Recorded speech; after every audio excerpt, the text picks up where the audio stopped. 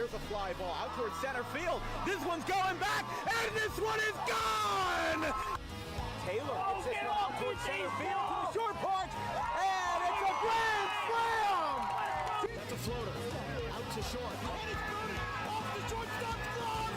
Just like they drew it from Hollywood. Caladros, the 3-2. Swing and a miss! And the Audubon Green Wave have upset the Kingsway Dragons!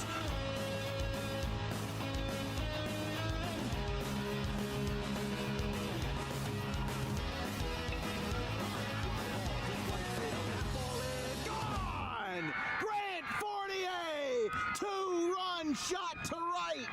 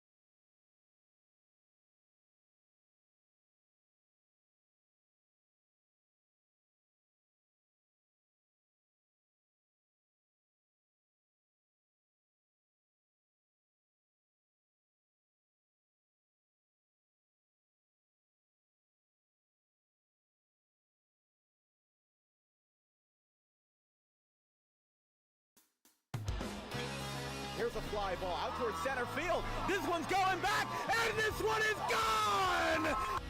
Taylor gets this one out towards center field to the short porch, and it's a grand slam! That's a floater, out to short. And it's booted off the shortstop's glove! Just like they drew it from Hollywood. Caladros, the 3-2. Swing and a miss! And the Audubon Green Wave have upset the Kingsway Dragons!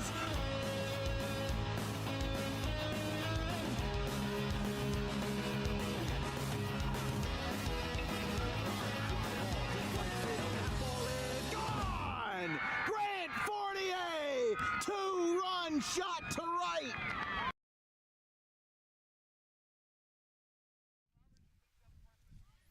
And we welcome you here from an Under the Lights Friday night matchup here in the Depot neck of the woods in Burlington County. We've got the Moorestown Quakers and the Seneca Golden Eagles. We're actually going to take a quick break as they've got the national anthem going.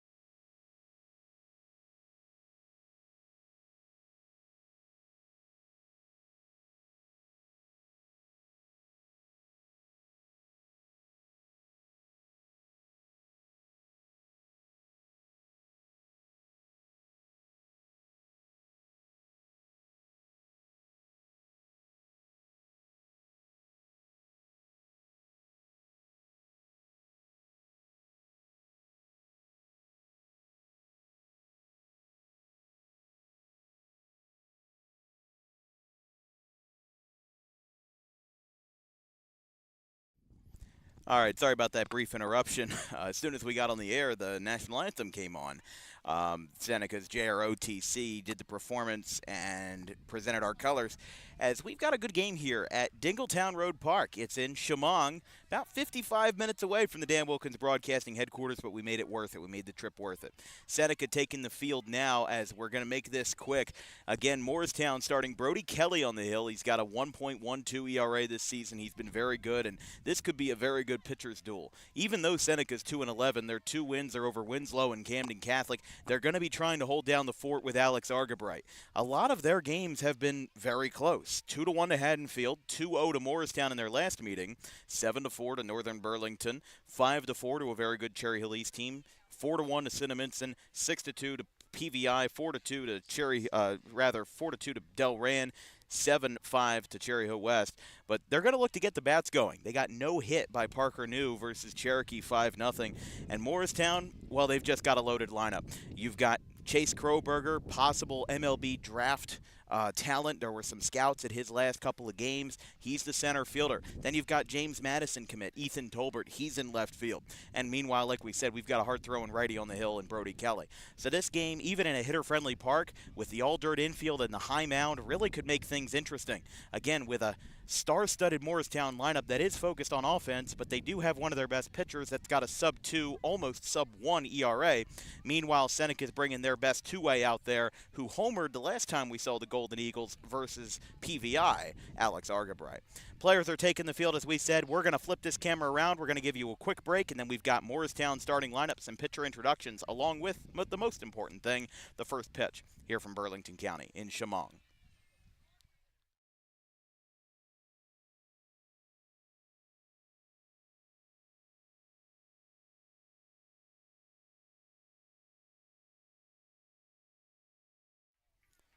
Alex Argabright, the pitcher for Seneca, as he faces off against Chase Crowberger, the leadoff man for the Quakers. For Argabright this year in his senior campaign, well, he's been doing quite well for himself. 2.62 ERA, 12 strikeouts, 5 walks, and 7 earned runs over 18 2/3 innings. He hasn't been a huge strikeout guy, but he's had a low ERA these past few years and is going to try to settle it in versus a very loaded Morristown team this afternoon.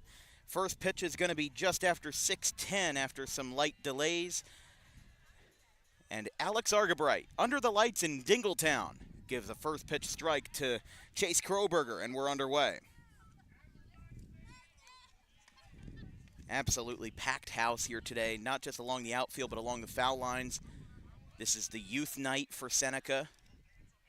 A couple of tents set up, selling concessions, and along with that, Mr. Softy is here as well. Here's the 1-1. Fouled back by Crowberger towards the parking lot. It'll go out of play, and it's 1-2. First 3 for Morristown in the top half of the first is going to be Crowberger, Tolbert, and Zanichi Steve. All 3 Division I commits. Crowberger to Alabama, Tolbert to James Madison, and Steve to LaSalle as Crowberger deep to left center field in the leadoff ballpark. It's gone! Chase Crowberger to left center field. He's got a leadoff jack as the future man for the Crimson Tide conquers the ballpark in one of his first swings. Leadoff shot, and Crowberger puts the Quakers on the board 1-0. Chase Crowberger leaves the yard to left center field. Apologies for the awkward camera movements. Got started a little bit late. So still figuring some of the gist out here at Dingletown. Here is Tolbert. First pitch is a swing and a miss, 0-1.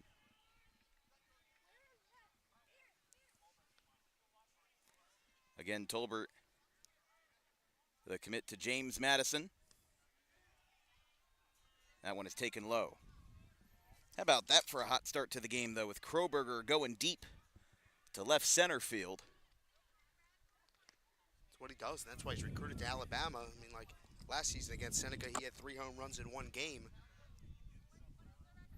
Wouldn't be surprised if, again, in this hitter-friendly park, that's on the table again as Tolbert fouls it back off the netting.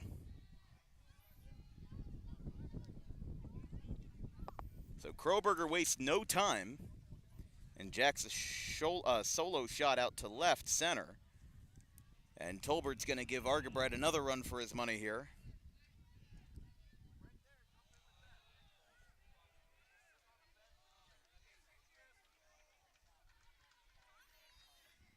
Going to be 3 balls, 2 strikes.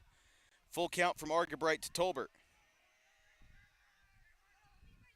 Now Tolbert, right center field. This is going to stay in the ballpark, though. And after a bit of a runaround route, the center fielder brings it down. And Jake Bauer comes in for the first out of the ball game. So here is Zenichi Steve, again a recruit to LaSalle. Let's introduce the Moorestown starting lineup brought to you by Harper Driving School. Again, the first 2 that we just saw, Chase Crowberger, who homered to left center, the commit to Alabama. Then Ethan Tolbert. There's a ground ball again out towards second. It goes into right field. Let's keep introducing that Moorestown lineup now as Zenichi Steve gets a base hit. Again, Crowberger, Tolbert, and Steve. Now you've got Joe Finazzo, the DH, who will bat now. Nick McCabe is the left fielder. Ryan Scott at first. Aiden Milligan behind the dish. Miles Carey at second. And Brennan Pica, the third baseman. The right-hander, Brody Kelly, is the starter for the Quakers this afternoon/evening. So already a hot start for Moorestown on the offensive side as Argebright, first pitch strike, 0-1. So if you just are joining us here, Tolbert flew out to center. That was preceded by a Chase Crowberger home run out to left center. Inside, 1-1. For Crowberger, that was actually his first home run of the year. .333 hitter, though, 12 for 36. And then for Finazzo, hitting .379. As the junior, 11 for 29 with a .586 slugging. There's a swing and a miss. Yeah, Moorestown as a team, only 2 long balls on the year. One from Zenichi Steve and one from Ethan Tolbert. But very quickly in the 4th batter of the ball game. And the 1-2. That one's down. So a single by Steve. And Finazzo has an even count, 2-2, with 1 away. Runner on first. And the pitch. Ground ball, third base side, could turn 2. There's a 5, there's a 4, and there's a 3. Around the horn, Seneca introduces themselves to this nightcap of a ball game with a 5-4-3 double play. However, Chase Crowberger leaves the yard out to left center field to give the Moorestown Quakers a 1-0 lead. We'll be right back.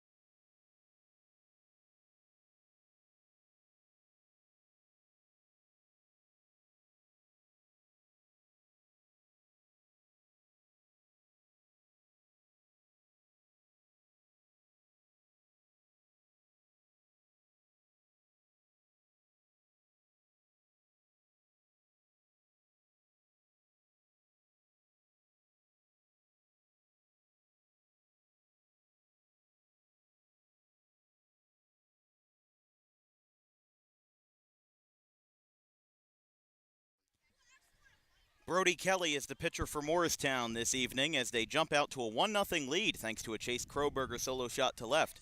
The junior right-hander comes into this one with a 1.12 ERA over 18 2/3, the same workload as Mr. Argabright. He's got 11 walks and 21 Ks. Let's introduce the Seneca Golden Eagles in their home the home field, as Nate Park will lead us off. Vaughn Worthing is the shortstop batting second. He pitched in the last game we covered for Seneca back on April 24th. Alex Argabright is the pitcher to commit to your sinus. Excuse me. Kyle Treskowka is the first baseman batting fourth. Lester Hahn at second base in the 5 spot. Brett Steinauer is the right fielder batting sixth. Excuse me, got a frog in my throat. Braden Olson is the DH in the 7 spot. Bryce Gordon, the left fielder, and Jake Bauer, the center fielder. Robbie Plunkett in the field exclusively as the backstop. So here's Park. Seneca going into this youth night game 2-11, but if you ask Greg Sevening, I mean, there's a lot of games that were very close, and if a couple of at-bats or a couple of innings had gone a different way, their record for the back-to-back sectional champions in South Jersey Group 2 would definitely be a little bit different. I mean, they're a program that even during their back-to-back run didn't really get talked about because of the group of competition that they were in. They won in 2023 as an 8 seed, and then won again in 2024 as a number 1 seed, beating Haddon Heights both times, and losing to Governor Livingston in both semifinals in 23 and 24. Kelly delivers a 1-1 to Park. Skips that one in. Park batting .237 as a senior.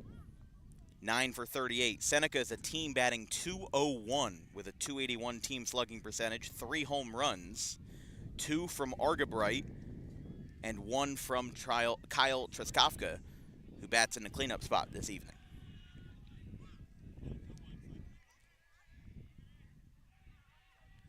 Dealing with an all-dirt infield here at Dingletown in Shamong. Here's 2-1. Park pops it up. This one is going to go back behind the plate. Oh, and it's going to drop. Umpire calls it a foul ball, it looks like. Third base coach for Seneca coming out and trying to argue that it was a fair ball. I think that if anybody's going to have a good angle of that call, it's going to be the third base coach. Umpires, I think, are going to conference here, and if one, I mean, in my humble opinion, the first base umpire is not going to have a good call if over that ball was fair or foul. Well, they just overturned the call. They did. So that will technically be scored a single for Park, at least in our book, because it didn't hit the catcher's glove. And by the letter of the law, if you drop a fly ball or a pop-up but it doesn't hit your person or glove, it cannot be scored an error. But for it to be fair, didn't he have to touch it? Well, it depends. If the ball landed fair and then he touched it in fair territory, because the catcher, I think he did touch it after a couple of hops. I'm not sure, but either way, Worthing skips in. This ball gets away from the catcher, and now hustling down to second is Park. As some defensive troubles here for the Quakers, and specifically Kelly and Milligan. I mean, I'm not sure what to make of it. You know, it was a dropped pop-up that, again, we're 375 feet away from the action here in the outfield. Not really any chance of getting kind of our fair shake in that scenario. But Seneca's making their money's worth here. They gave up 1 run. They said, yeah, we'll get that one back right away. And especially with Argabright, one of the bigger sluggers for Seneca, and in the future for the Ursinus Bears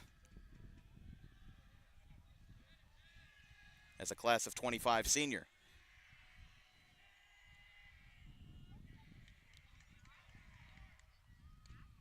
Swing and a miss. Any word, David, since you went to Seneca, if Argabright is going to be committed as a pitcher or as a hitter or as both? Last I heard, Ursinus was looking at pitching, but I think they want him as both ways. Like he's doing in high school. It takes a lot more convincing to be a two-way player at a Division I program than it does as a Division III. There's a hot shot. That will skip into left field off the bat of Worthing. It's booted in left. And coming in there to save it is Nate McCabe. However, that will be a base hit that advances the runner to third. Now for Argabright, who we just talked about, he will now bat in a 1-0 game with 2 runners on for the Golden Eagles.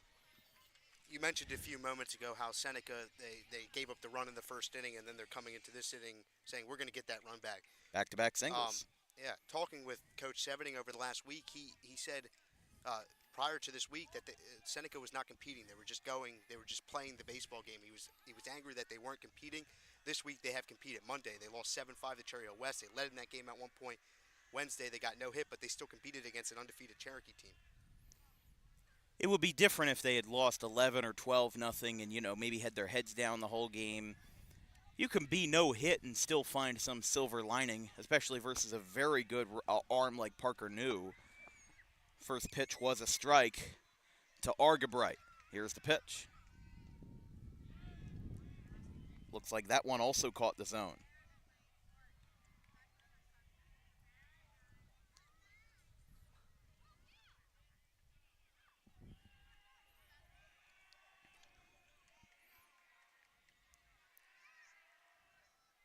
That ball's launched. Left center field. This ball is up, and it is off the wall. A couple of inches from leaving the building. Argabright down to second base. He's got an RBI double. The game is tied 1-1.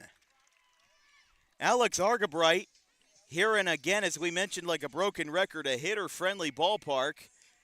Barely missed a 3-run home run, but instead he'll make do with a no-out double to left center field. We're tied. So Alex Argabright puts Seneca on the board, puts Morristown on notice. It's like we said, it was a 2-0 Morristown game the last time that these two played, and Brody Kelly pitched in that last matchup back on April 2nd, exactly 1 month ago today. So here is Kyle Trizkofka batting in the 4 spot for the Golden Eagles as they are looking to keep this inning golden. They've got 3 straight hits.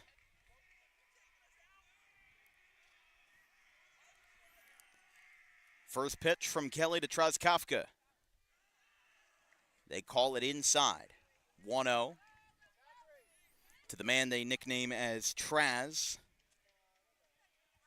Makes sense. I wouldn't want to say that last name all the time.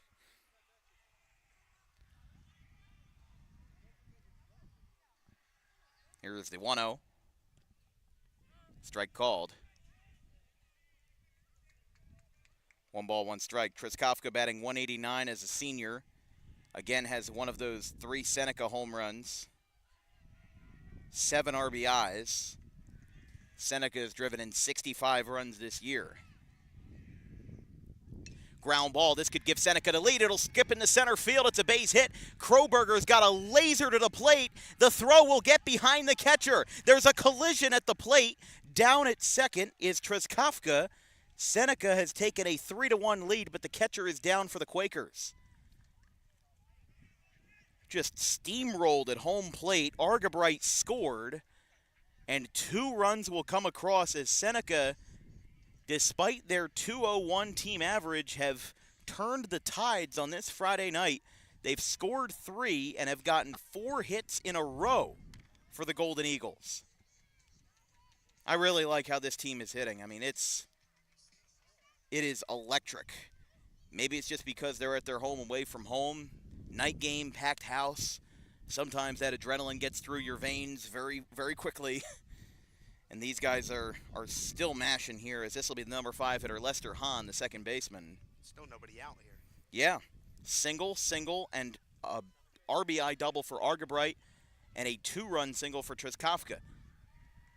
The reason why it would be a single is because Crowberger threw it to the catcher at home, which then prompted Trizkofka to advance to second.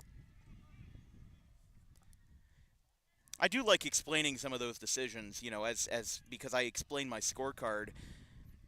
Because scoring the game can be a little bit different than just being a casual observer. And I like the fans that may be a casual baseball follower to see or hear the context.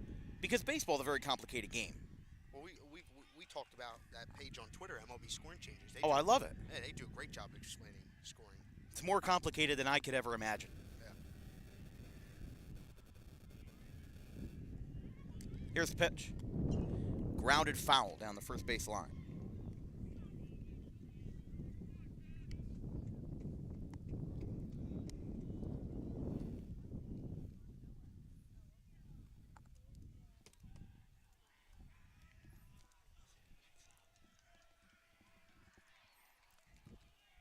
No balls, 2 strikes to Hahn. 5 men up for Seneca. They've scored 3. As the sun starts to disappear briefly behind a cloud here in Shamong. That's a swing and a miss. Kelly fires one a little bit high and tight, and Hahn is the first casualty of the ball game, 1 away. Here's Brett Steinhauer. Honestly, even if Seneca doesn't do anything else here, obviously you want more if you're Coach Sevening, but this is still a very impressive start. Remember, they were shut out in Game 1 of this 2-game set a month ago, 2-0 at Moorestown.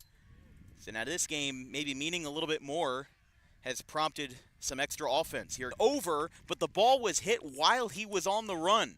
The runner does get the third, and that's hit number 5 for the Golden Eagles as Brett Steinhauer in the 6th slot pokes one the other way. That's just perfect situational hitting right there. I mean, Seneca and specifically Steinhauer saw that Carey was over at his normal spot at second base, but was going to shift over a little bit. Because when Steinhauer hit the ball, the second baseman was already moving that way. Yeah. And then he hit it perfectly into that slot, and by the time he got there, it was too late. Hey, let the ball travel into the zone and hit it through the hole. Absolutely. So runners on the corners here for the Golden Eagles. They're going to, Kelly stepped off a couple of times, pumped the move. First to third move is legal in high school. Absolutely. Or third to first, sorry.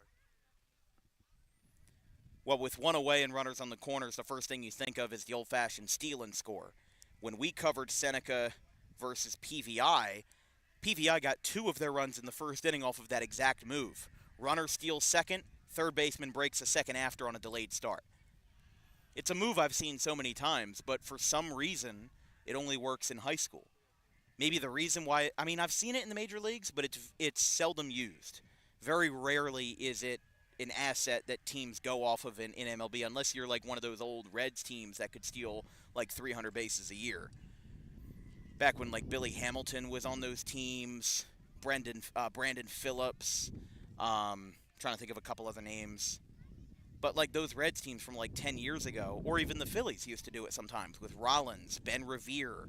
I think they had like Michael Martinez for a little while. Like he was decently fast. Count is 1-1. 1 out and 5 hits in 6 at-bats for the Golden Eagles. As again, the number 7 batter is Braden Olson. He's the designated hitter for the catcher Robbie Plunkett, which was the same situation that we saw with them 2 Thursdays ago.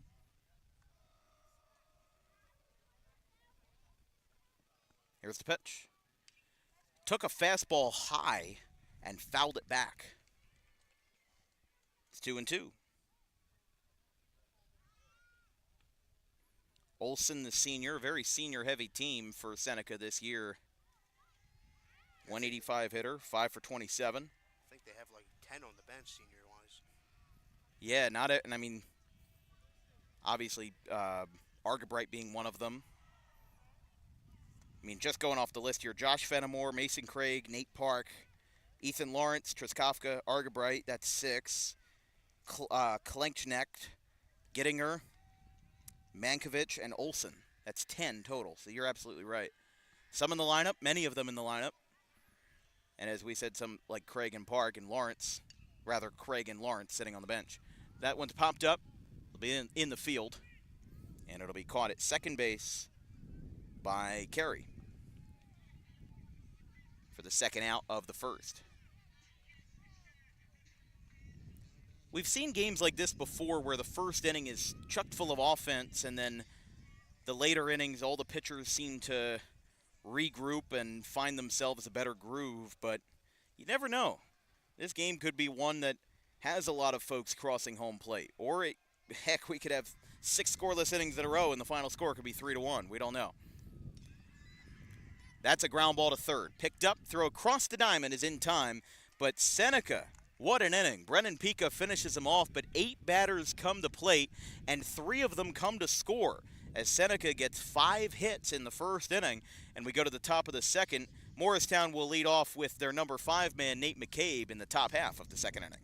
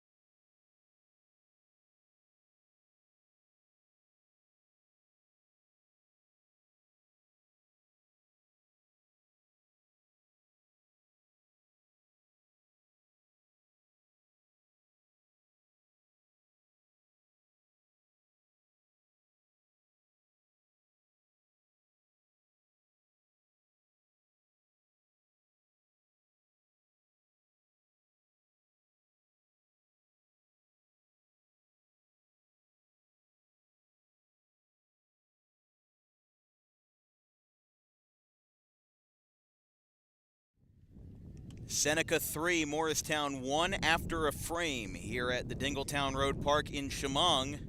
This broadcast is brought to you by Harper Driving School. Over 90% of students who take their New Jersey State driving test with Harper pass on the first attempt. If you like those odds, you could book an appointment today at Suite 4 of the Total Turf Complex in Pittman at 614 Lambs Road. Also, if you're a small business owner interested in advertising with Dan Wilkins Broadcasting, get your name in the advertising game in front of over 100,000 annual viewers on YouTube and over 5,000 combined followers on social media platforms. You can send us an advertising inquiry at thedanwilkinsshow@gmail.com. That information is in the description of this YouTube video, and we'll send you a flyer with information on how to get yourself out there in front of South Jersey's largest independent broadcasting network. 1 ball, 1 strike. McCabe shoots it out towards Worthing at short. Throw across the diamond is high. It'll get away. Worthing corked up the throw a little too much, and he'll get charged with an E6 there. And McCabe will reach, as that is the third man to reach base for the Quakers this evening. Beautiful night here at Chemung. 84 degrees at first pitch. The sun has been shining. There's a Mr. Softy truck here. There's a Kona Ice, what are those called? The snow cones. The snow cone truck. That's back here. A couple of tents serving concessions. People to our left, people to our right. Some kids playing football behind us. It's just everything you want out of a baseball game. There's no drama. There's no beef. It's just people having fun. And as we enter the month of May, get more and more excited about baseball, especially this time of year. Count is 0-2 quickly. That one does skip away, and McCabe will reach second with Ryan Scott at the dish for Morristown. Morristown will have a busy weekend. They're 3-1 in the Olympic National, but they will be at Ocean City tomorrow for the second round of the Diamond Classic. They play St. Augustine in the first game of the regional at 1 o'clock. That one's high, 2-2.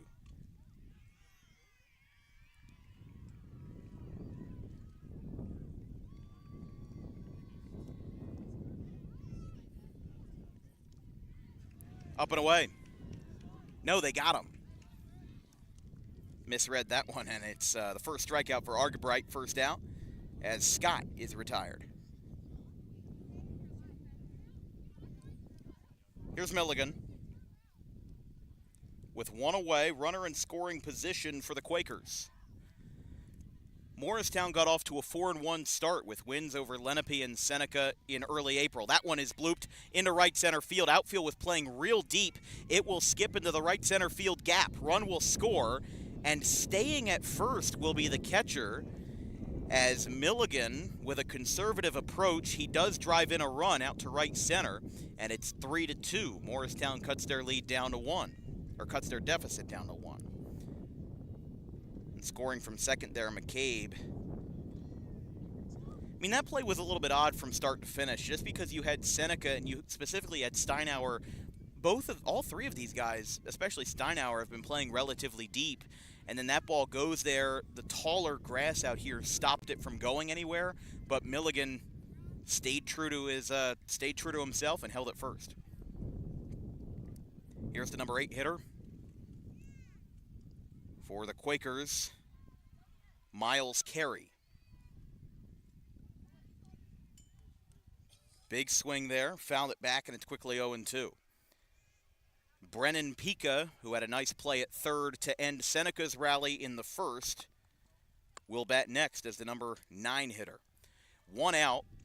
Morristown with 2 runs on 3 hits. Seneca had 4 in the first inning. Stepping off Argabright. He'll quickly regroup. Morristown in the first round of the Diamond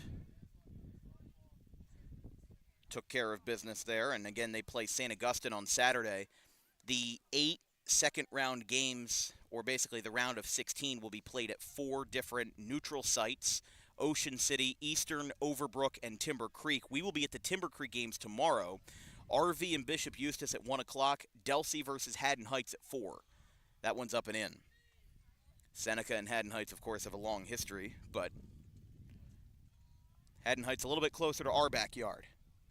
1-2.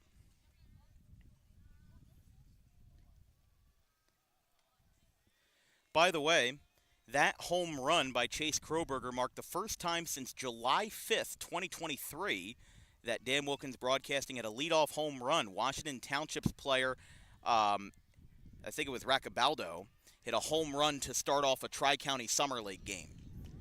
That ball's hit out to left by Carey, and it's the second out of the second.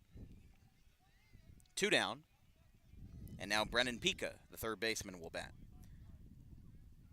There was a point where Morristown had gone into a slide. They lost 3 out of 4 during a week, where they lost to Bishop Eustis by 1, NBC by 2. They beat PVI 6-2, and lost 17-8 to Christian Brothers Academy, which is a prep school in the Shore Conference. They have won their last 2. They beat Pennsauken 7-4, and then Holy Spirit 10-2 in the first round of the Diamond Classic. That one's fouled back. This year, some changes to the Diamond. Only the first round of games were played at the higher seed, where we were at with Clearview versus Cinnaminson at Clearview. Final score of that game was 4-1. But they play St. Augustine on Saturday and then turn it right back around versus Winslow on Monday, Bishop Eustis on Wednesday. Argabright from the stretch, misses low. Pump faking the first is Plunkett, but nothing there. Count is 1 ball, 2 strikes, and 2 away to Pica. As Crowberger, who hit a shot out to left here in this hitter-friendly ballpark, in his first swing of the game, he'll bat next if the inning continues. Strike 3 called in the outside corner. Argabright strikes out 2, and Morristown gets a run back but is unable to retake the lead. We're through 1.5 here in Chemung. Seneca 3, Morristown 2.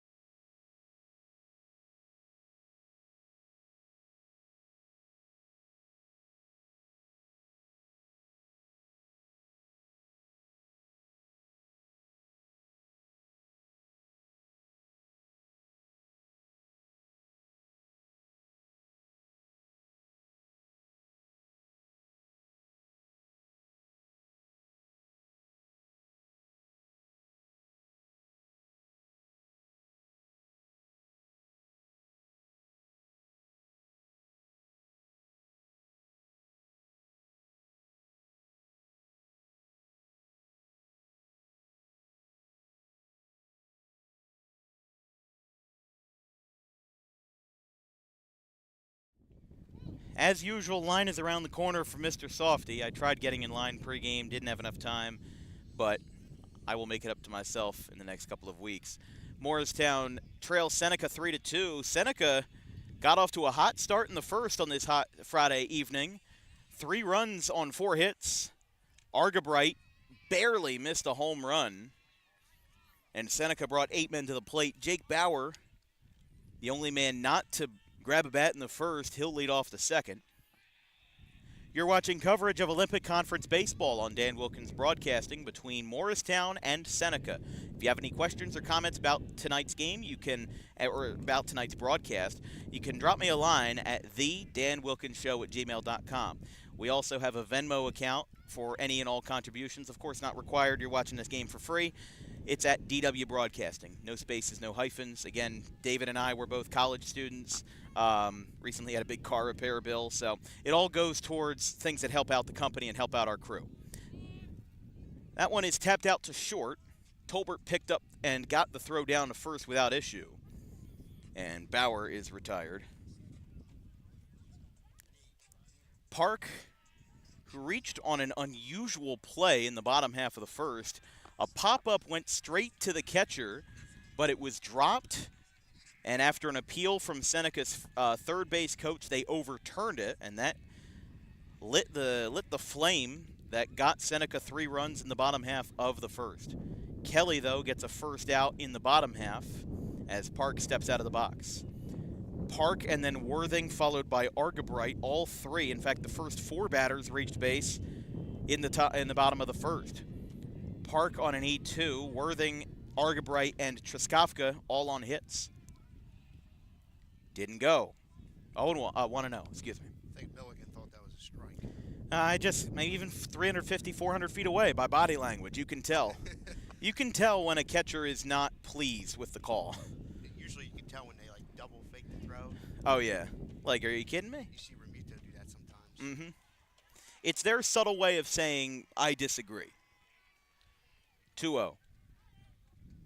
Kelly, as we said, came into this game with a 1.12 ERA. That has since inflated a little bit as the first run was unearned. The second and third were earned. So with every successive out that he makes, that ERA will keep going down, but count as 2 balls, 1 strike. Just shy of the 7 o'clock hour here in Chemung. Game started about 10 minutes behind schedule, but the lights have been turned on and we're ready for a nightcap here as another one just off the plate. Tight zone behind the dish tonight, and it's 3 balls and 1 strike. But this is the kind of thing that Seneca wants. A top-heavy lineup. I mean, you obviously don't want your lineup to be top-heavy, but if that's the kind of situation you've put yourself in, you make the best of it. Again, first 4 all reached base and 3 scored barely before you even got an out. Lined foul towards the parking lot. Hit off a couple roofs that time. David, got a question for you. Yep. Over or under 2 shattered windows tonight? I'm going to go under. I think 2 cars get hit, but I don't know about shattered windows. I mean, you've got to hit it in the right spot at the right place for breaking a window.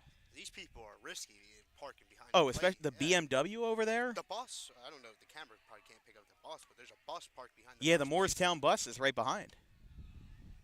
That'll be ball 4 to Park. Didn't we see the state trooper that pulled up earlier? Yeah. Wasn't he right behind? I think he's moved now. I think they moved. I think his conscience came back. Here's Worthing, the shortstop. I mean, there's some good cars that you don't want to get hit down there. A nice white pickup. I think 2 are moving now since the foul ball went that way. Yeah, ever since that foul ball, it's like it's a hive mentality. Just, uh-oh, I don't want that to happen to me.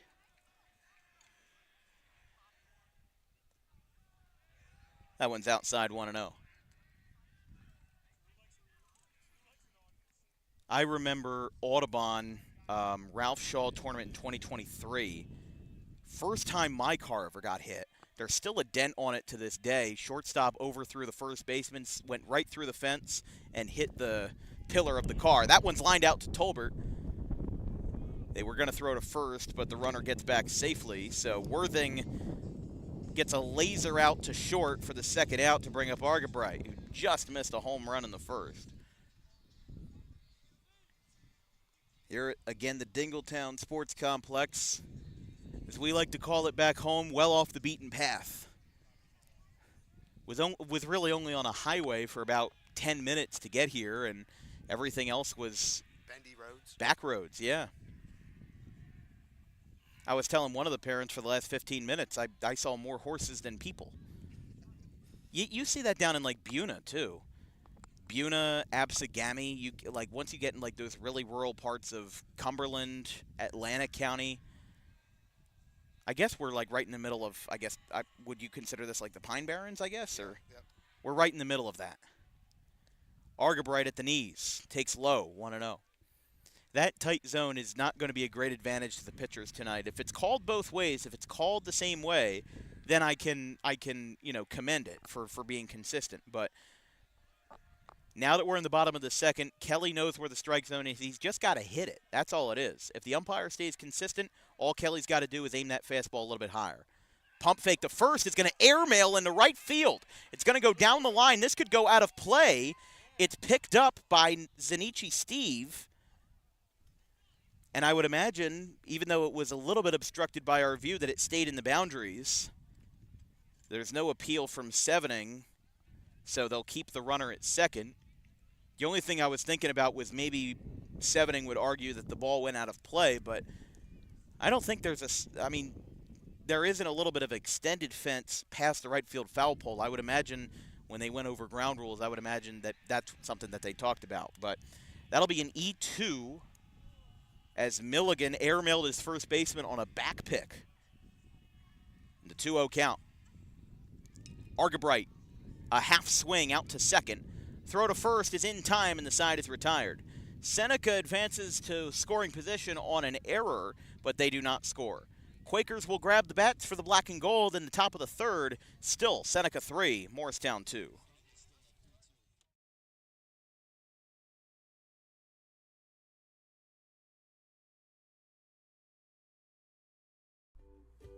In life, the road ahead is full of possibilities, but to navigate it safely, you need the right skills. Harper Driving School is the premier driving school serving Gloucester, Salem, and Camden counties. With experienced instructors, many of whom are teachers in local schools, we are dedicated to your success and will help you master the road with confidence. With an over 95% success rate of students passing their road test on their first try, you know your student will be in good hands while embarking on a huge step of their young adult lives, all while avoiding the lines at the DMV and getting insurance discounts. We chose Harper, and so should you.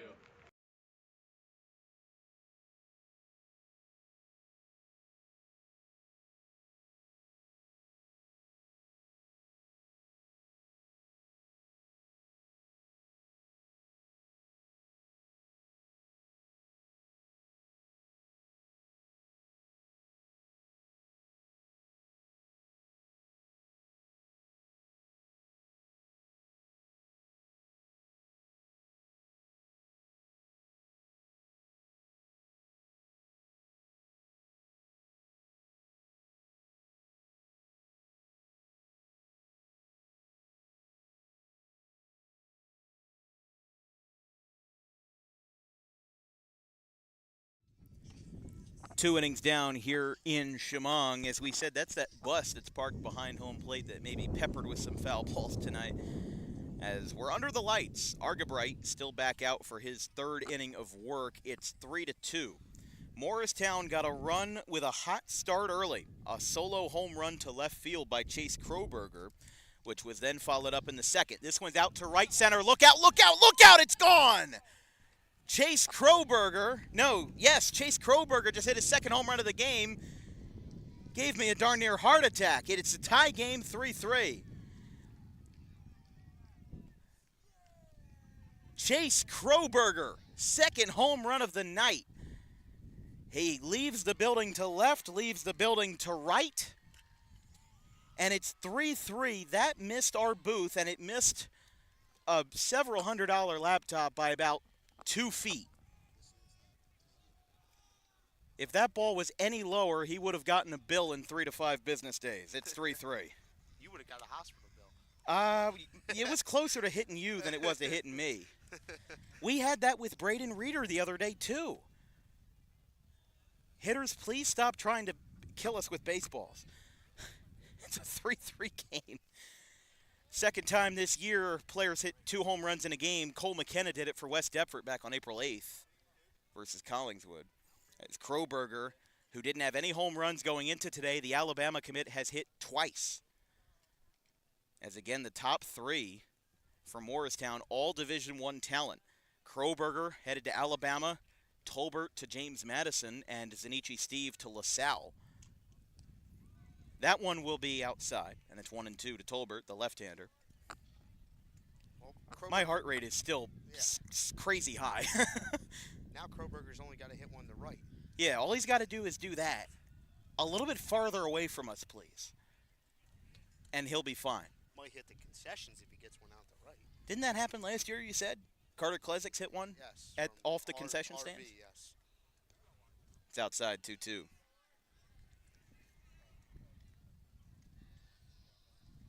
I mean, that ball was directly in the sun, too. That's why I lost it. Yeah. Because I thought it's headed that way, and then I'm looking where the right and center fielders are, and I'm like, it's headed our way. So as soon as I see the ball, I kind of go into announcer overdrive, and I'm trying to protect you and the equipment. And then I'm like, look out, look out. Usually the professionals don't have to deal with getting hit with home run balls. Tolbert, right field, straight away. And a good decision in right to play deep for the James Madison commit as he lines it out for the first out of the third.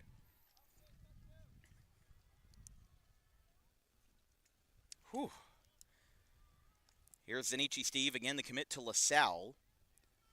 LaSalle closed their program late in the 2010s decade, about 6-7 years ago. They have recently announced as this one is hit out towards center field, straight away again, and caught for the second out. This will bring up Joe Finazzo to DH, but as we were saying, LaSalle, I think it was 2018 or 19, closed their baseball program along with a couple others, and decided to bring it back for 2026. They actually brought back their old head coach during the last couple of years of their program, and they have been heavily recruiting in South Jersey. Josh Manganiello of Williamstown, Chase Birchfield of Pennsville. Not from Jersey, but a notable addition to the LaSalle team, Pete Rose's grandson, Pete Rose III, will be playing for LaSalle in 2026. That ball is launched. Left center field. This should stay in the ballpark. It might split the gap, and it does. It's off the bottom of the wall. Finazzo going to second. Throw will not beat him, and he is in there. Joe Finazzo with a 2-out double. So a home run, back-to-back flyouts, and Finazzo adds on with a double. Ball has been scorched today. Both sides. Absolutely. Just waiting for Argabright to get one out of the yard. He's already had a couple this year. He's had 2, and 1 versus PVI in the game that we covered on the 24th. Here's Nick McCabe. That sun, as it sets, is going to be a huge problem for the center fielder and the right fielder for both sides. 0-1. That's going to be a big problem because the sun has been a problem for me, and I don't have any skin in the game. For the right and center fielders, that is going to be a big problem. Laced foul, 0-2. Wow. Again, Moorestown 7-4. They'll be playing back-to-back. They've got tonight, and then they've got a quick turnaround in Ocean City. 1 o'clock tomorrow in the second round of the Diamond Classic versus St. Augustine. Swing and a miss. That'll be the end of the inning, but Chase Crowberger gives us a little scare with a solo shot to right, his second of the game. The game is tied 3-3.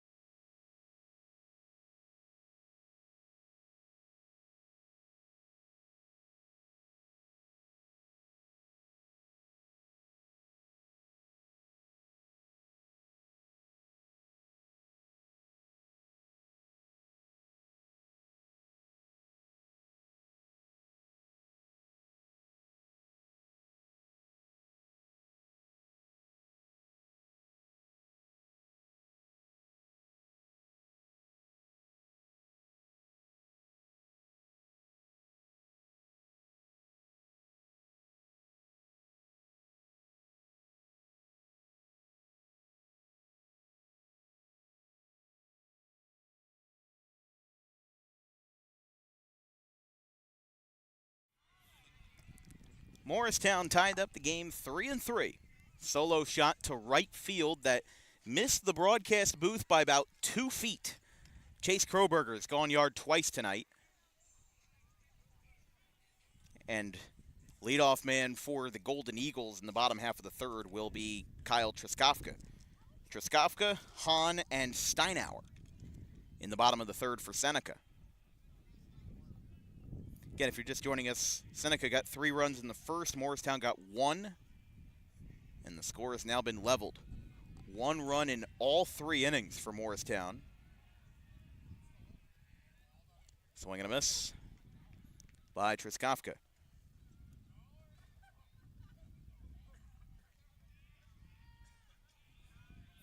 Truskowka drove in 2 runs on an RBI single in his last at-bat.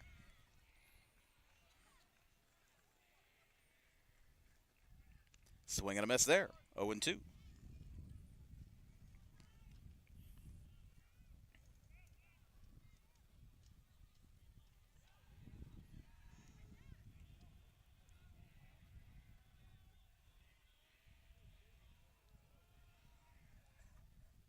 Strike 3. Good morning, good afternoon, and good night. That's the second strikeout for Brody Kelly.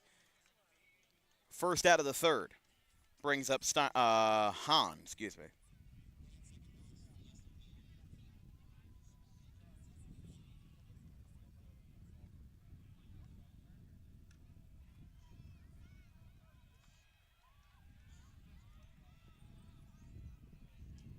Here's the first pitch to second baseman Hahn. Struck out swinging as that one is way high.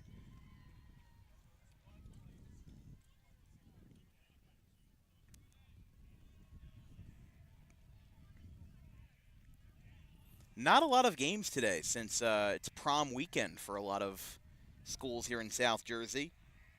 Definitely have been hard-pressed to find a lot of, let's just say, a lot of activity from today.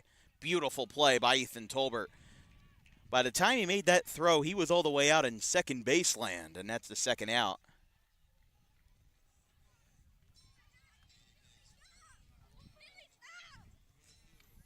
Hahn grounds out to second. Or rather, out to short. That's how far Ethan Tolbert was, is that I accidentally wrote it down as a 4-3 instead of a 6-3.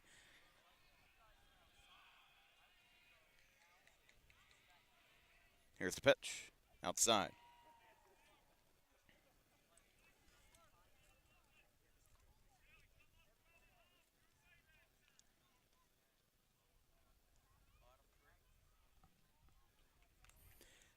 A couple of other night games going on in South Jersey. Wildwood Catholic is playing Atlantic City, and Ocean City is playing Lower Cape May, all under the lights in Lower Cape May. It's 2-0.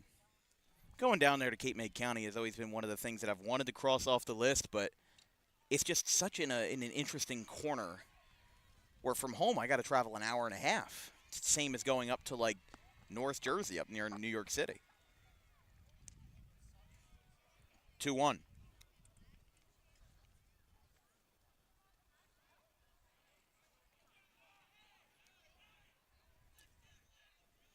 Kelly ready to go versus the number 6 hitter Steinauer in a clean bottom of the third.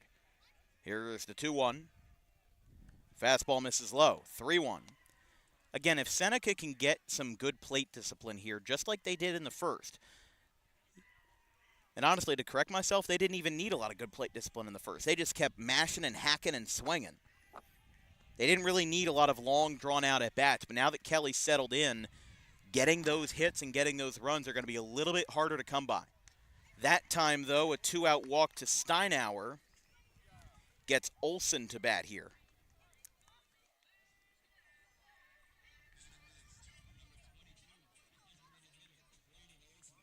All right, doing some scouring for scores on NJ.com. Northern Burlington shut out Penn Saucon 9-0. West Deptford beat Triton 8-1. Cedar Creek beat Atlantic City 19-6. It must not have been Atlantic City that was playing their night game tonight. Clearview walked off Kingsway in the 7th inning 2-1. And then that's all we've got for South Jersey in the notable department. As here's Braden Olson, popped out to second his first at-bat. Seneca had 8 men bat in the first, just 4 in the second. And it's 1-0. Again, that lower part of the strike zone has really been seldom called tonight. Not a lot of strikes in that area, so it seems like that Kelly's kryptonite has been throwing in that part of the zone. For some umpires, they'd call it, but this one just hasn't been tonight. That ball's hit out towards right center field. It's got some distance to it. However, calling for it, is Crowberger, who comes in and steals the thunder from the Zenichi Steve, and the Alabama commit shows off his range and brings the baseball down. Crowberger will not be batting in the top of the fourth, at least not leading off, but we are tied 3-3. Moorestown and Seneca all knotted up after 3.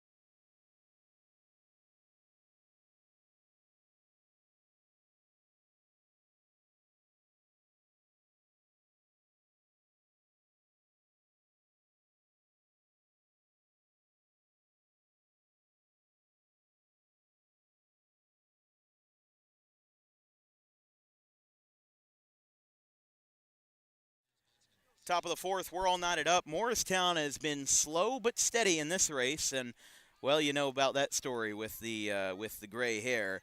But we've got a 1-0 count here to start the top of the fourth to Scott, followed by Milligan and Miles Carey. It's time for DWB Trivia Time.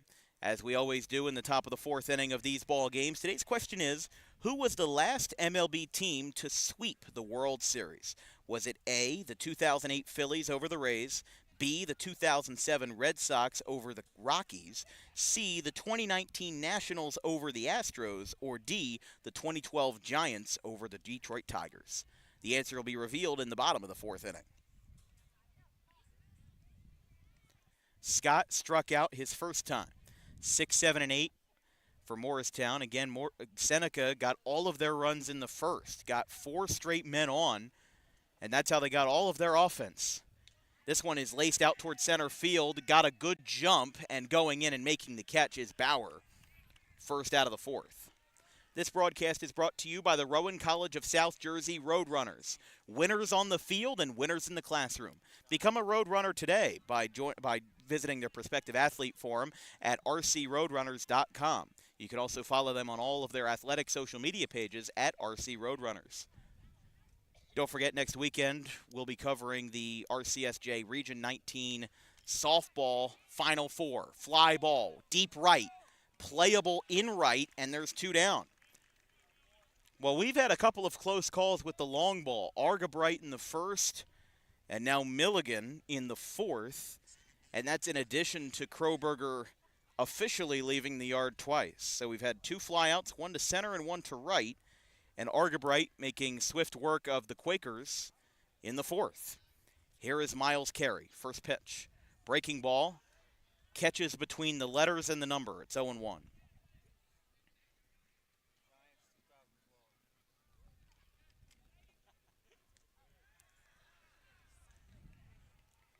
0-2.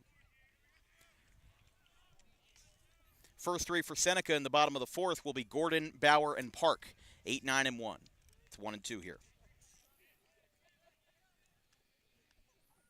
Again, Moorestown, I think they've got to be a little bit conservative with their pitching. That might be why they're not throwing any of their left-handers today.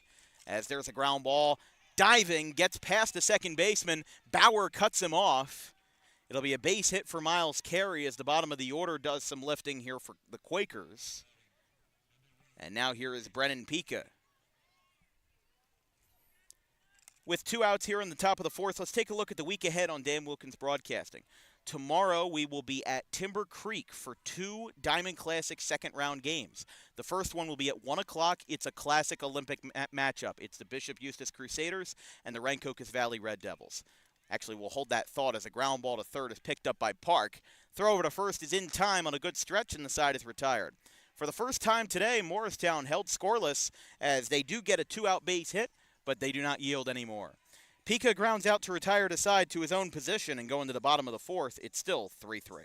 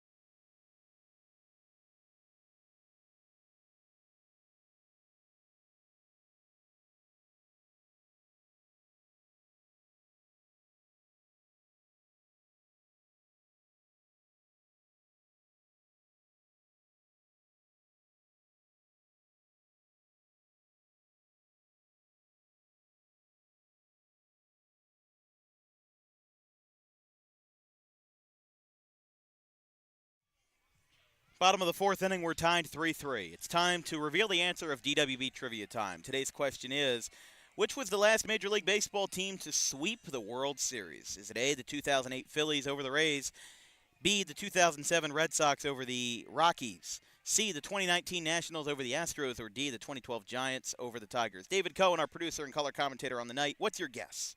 2012 Giants. Correct. Jake Clark didn't get it right when he was asked the question last Saturday. So Jake Clark's a bum. 2012 Giants, they swept the Tigers 4-0.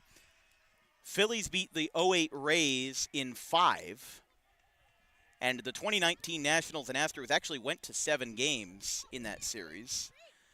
The 2007 Rockies did sweep the Colorado Rockies in that series. However, that was not the most recent. It's kind of hard to believe there hasn't been one in 13 years now. We've had a couple close ones, had a couple five game series. This ball's hit well out towards center. Ballpark will keep this one in. Crowberger is there. And Gordon flies out to center field. I really hope our mics pick that up.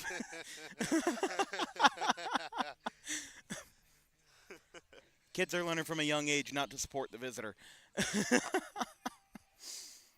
This is increasingly becoming a Tom McCarthy, John Kruk broadcast. We are starting to fall off the rails a little bit.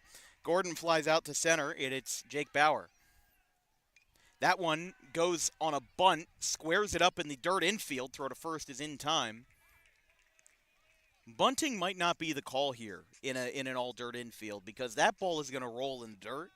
A lot of times these teams will look and see how tall the grass is in the infield. And if it's a little bit taller, then they might pull off a Woodstown and bunt 5 times a game. But bunting in an all-dirt infield usually gives a good advantage to the defense. Here's Park, way up and in. Seneca, after a hot start, has come back down to earth, and they're tied. Again, Moorestown scored 1 apiece in the first, second, and third, including 2 home runs from Chase Crowberger, the center fielder. Way up and away. Again, when Moorestown was at home a couple of weeks ago. Over a dozen MLB scouts were at that game.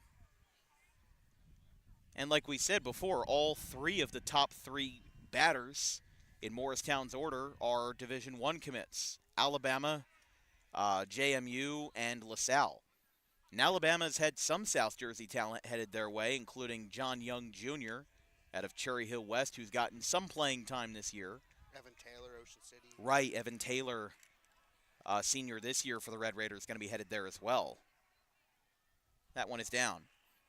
And like we said with Zanichi Steve, LaSalle has recruited a lot of South Jersey talent, including, again, Josh Manganiello of Williamstown, Chase Birchfield of Pennsville.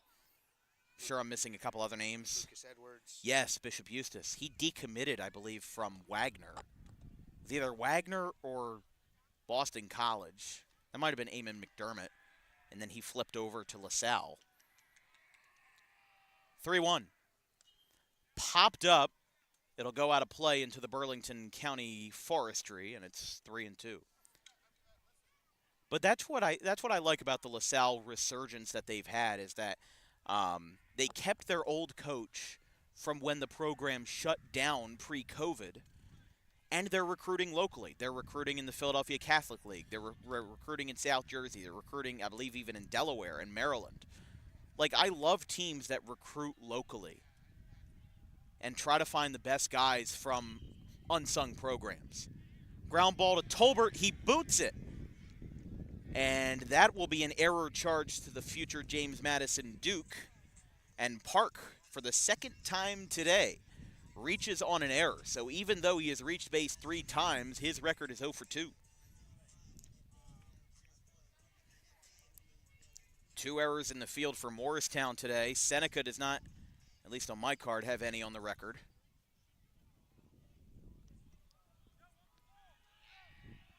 Oh, okay. Just a little correction. 3 errors for Morristown. There is 1 for Seneca on the official scorecard. Throw to first. Pick back, not in time. Remember, oh yeah, that 3rd error for Morristown was on the back pick attempt.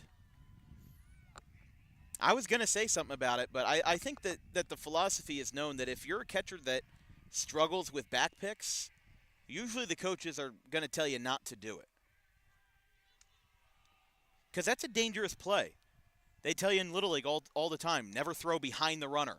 Worthing, left center field, playable in left, and the inning is over. Seneca leaves the runner on a 2-out error by Tolbert, and Moorestown has committed 3 of those smackaroos today. Crowberger, the home run machine, who's homered twice already, gets a chance for a 3rd at the top of the 5th. We're tied 3-3 in Chemung.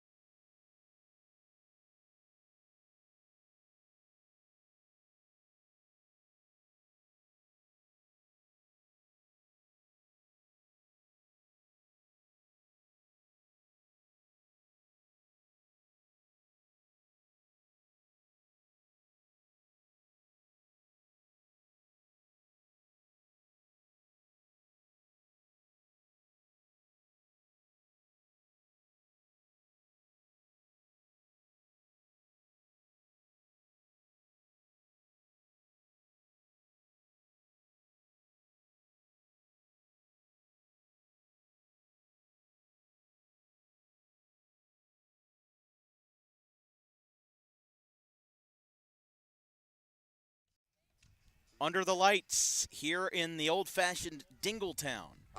Chase Crowberger leads us off of Argabright, and Well, I'm sure it's fresh in everyone's mind what he has taken care of today.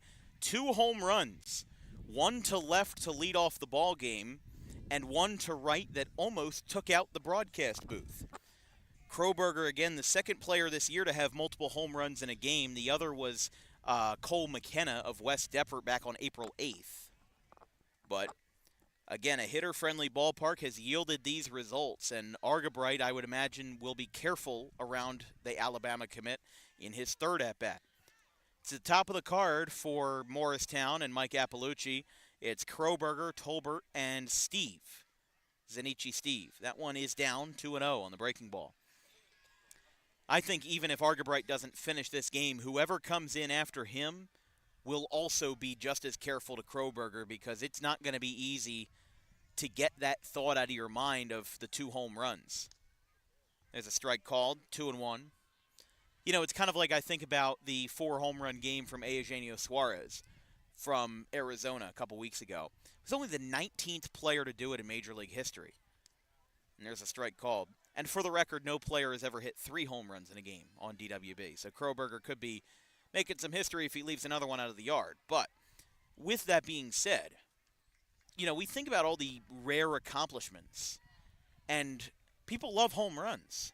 But somebody hitting 4 home runs in a game isn't looked upon as historically as like a no-hitter or a perfect game.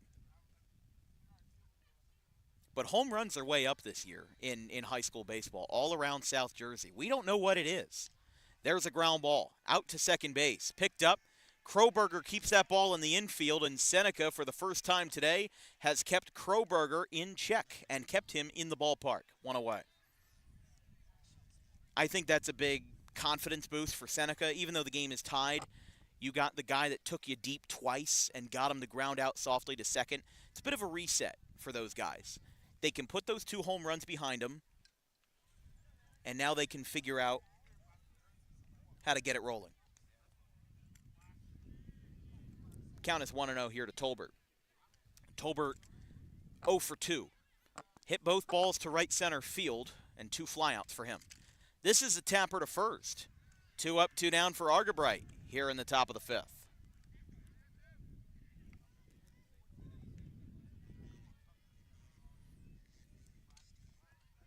So here is Zenichi Steve. Again on Sunday, we will be at Belmar Hockey Rinks for the American Ball Hockey Alliance Eastern Regional Tournament, including teams all and down the up and down the eastern seaboard. We'll be seeing them there at Belmar, New Jersey all day on Sunday with 5 games from the youngest all the way up to the freshman division. Look at this. That's a tapper that'll go in the right field. It's a base hit for Steve. The ball ricocheted off of Argabright's glove, and it passed a diving second baseman there. As if the out was recorded, it would have been a 1-4-3, but the ball just got past the reach and went in the right center field. So a 2-out base hit for Steve. Brings up Joe Finazzo, who grounded into a double play in his first at-bat, but struck back with a double. On Monday, we'll do more Olympic action. So we're actually going to have 3 Olympic games in 4 days. We've got Bishop Eustis versus Cherry Hill West on Monday at 4 p.m. We're back under the lights on Tuesday for the 13th annual Elmer Classic. It's a Salem County matchup between Woodstown and Shallock held at the Elmer Little League. It's called the Elmer Classic because the town borders of Elmer and Upper Pittsgrove, where Woodstown and Shallock students go respectively, actually cuts through the outfield. So if a player hits a home run, it will quite literally be hitting the ball to the next town over. Count is 1-1 here to Finazzo. That one is outside. Wednesday, we will be back in action with more Olympic baseball. We are just peppering the Olympic Conference lately. Cherokee at Shawnee, 4 p.m. start time, and then back in the Colonial on Thursday. Back at home, Haddon Heights versus Audubon. Hot shot. Oh, a diving stop by Park. Can he get the out at first? No, he cannot. The throw is behind the first baseman. Now the ball is bobbled, and the runner will get to third. So a convoluted play allows Finazzo to reach on a beautiful play by Park, just could not get 2 and 2 together. And Finazzo gets on. I would imagine that would be a base hit because it was a very tough play, and if Park didn't dive to his left in full extension, I think it was Worthing, excuse me. If Worthing didn't dive fully to his left, he would have been in big trouble. Not even that, it would have just gone in the left field. But runner did advance. Steve to third. And now it'll be McCabe as a quick infield visit here. And runners on the corners for Morristown.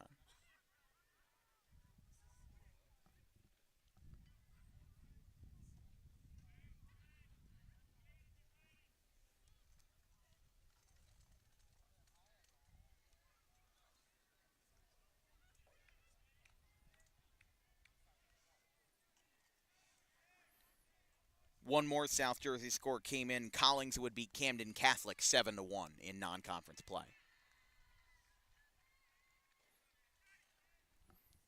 One ball, no strikes to McCabe. Argabright from the stretch. Outside. 2-0. 2 outs and back-to-back singles for the Quakers. Get the go-ahead run just 90 feet away. Argabright will lead off for Seneca in the bottom of the 5th as there's a strike. 2 balls, 1 strike.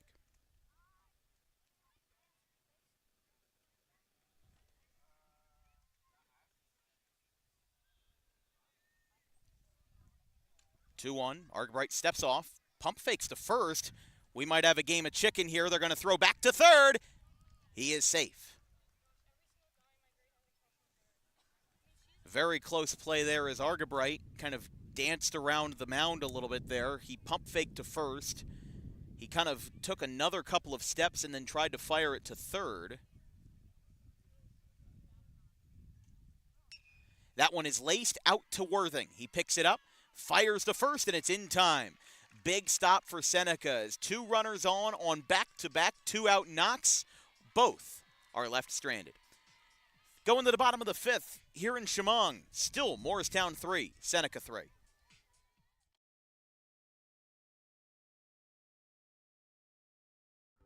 Garden State Pet Center is an independently owned full-service pet store. Our specialty is promoting companionship between people and animals by providing the healthiest product choices available, including all-natural foods, supplements that support and relieve health issues, and innovative products for pet parents. Our goal is to provide our customers with a relaxing environment, and while we're not striving to be the biggest store on the East Coast, we're striving to be the best. No other pet store will make you feel at home like we do. At Garden State Pet Center, we view pets as members of the family. We don't believe in fast, high-pressure sales, but instead matching up the right pet with the right owners as you are making a lifelong commitment. Together with our team members, we would like your visit to our store to be both enjoyable and educational. Simply drop in and take a look around. View the birds, reptiles, small animals, toys, food, cages, and miscellaneous items. Learn of the services we have to offer and decide for yourself if this is the store you'd like to call your home away from home. Victor Santucci, owner of Garden State Pet Center. Visit us today at 226 South Whitehorse Pike in Audubon, New Jersey. We're open 7 days a week for all of your pets' needs.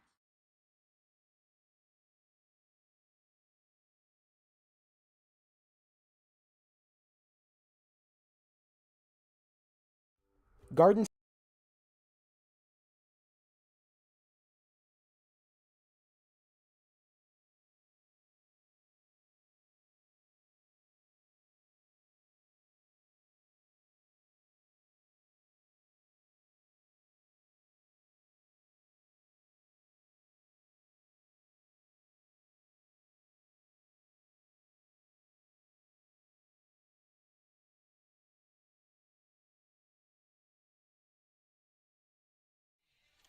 This game's been a little bit odd as a lot of early offense has now been condensed into some dormant middle innings.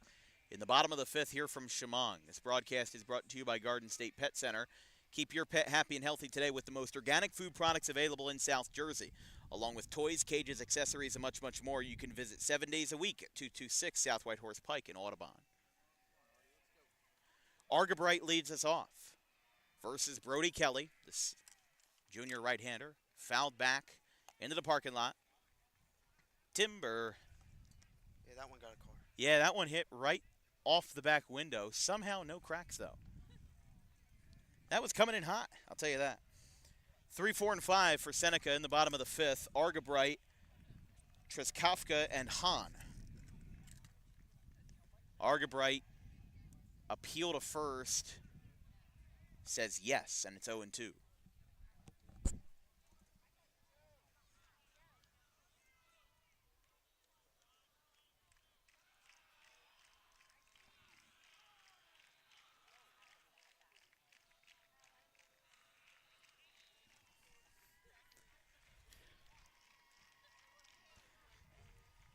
One and two.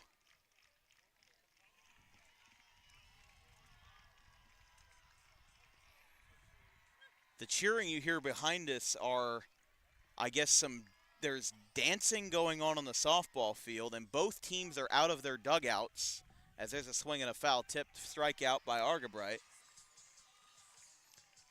I honestly don't know what to tell you. There's Moorestown and Seneca softball are both out of their dugouts, and somebody is on the dance floor, a.k.a. the pitcher's mound.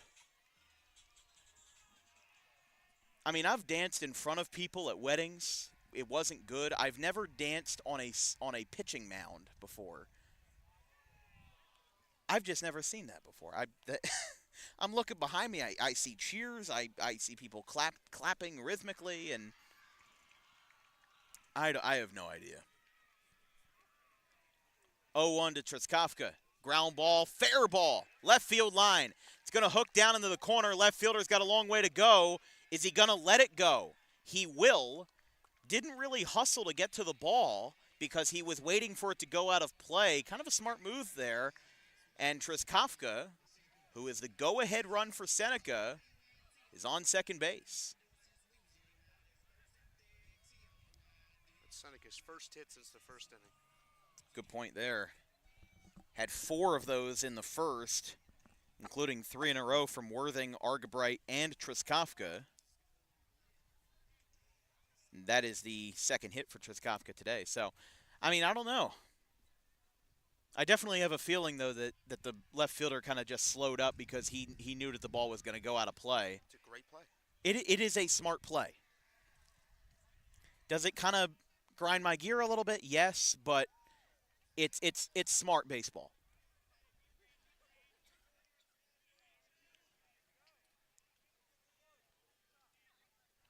If you're just joining us, this game has been scoreless since the third.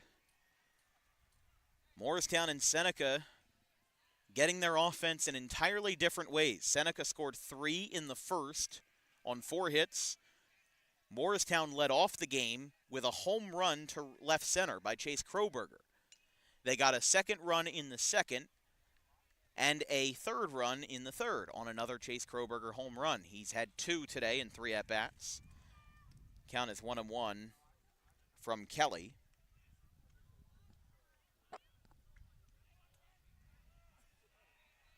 As again, after the top of the third, haven't seen any scoring since. Kelly versus Lester Hahn. Go-ahead run for the Golden Eagles is on second base, and Truskowka. That one is high. 2-1. Haven't seen any bullpen action for Moorestown. There is for Seneca. Yeah, they are starting to get people warmed up out there. Although, no, I do see somebody warming up for Moorestown behind the dugout, it looks like. Yeah, that's where the bullpens are. It's a little bit obstructed from our view, yeah, so.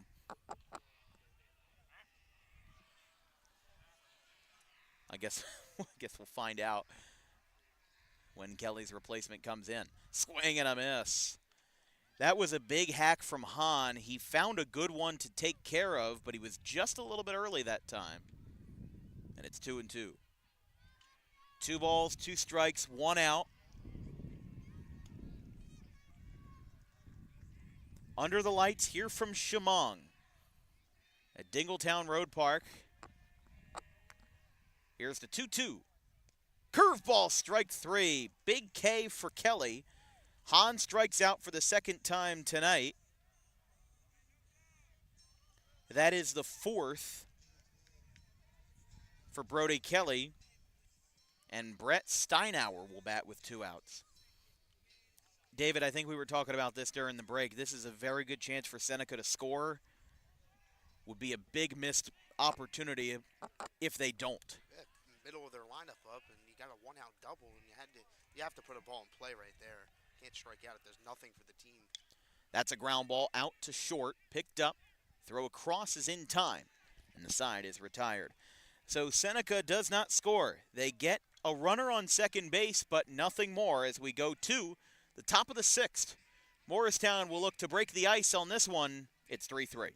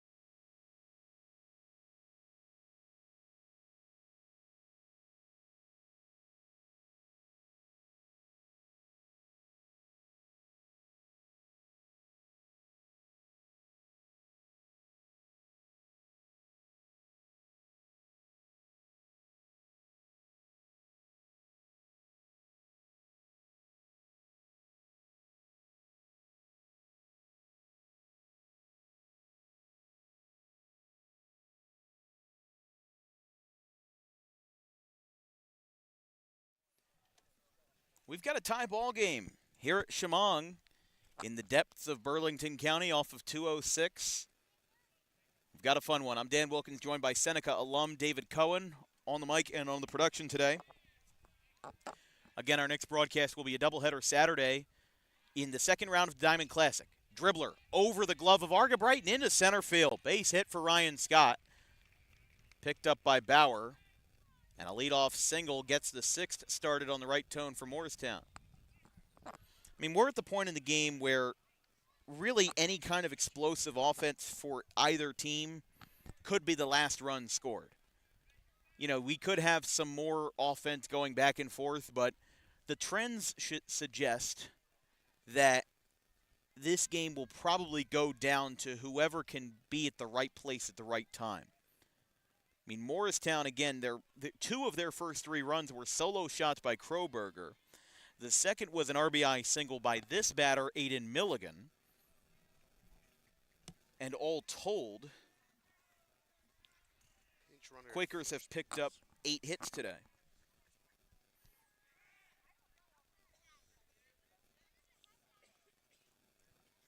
There is a runner at first running for Scott. We'll get an eye on that number 11. That's a ground ball to Worthing. He does not turn two. Runner is safe at second. Worthing bobbled the ball and had a swift throw to second, but the pinch runner got in there just in the nick of time.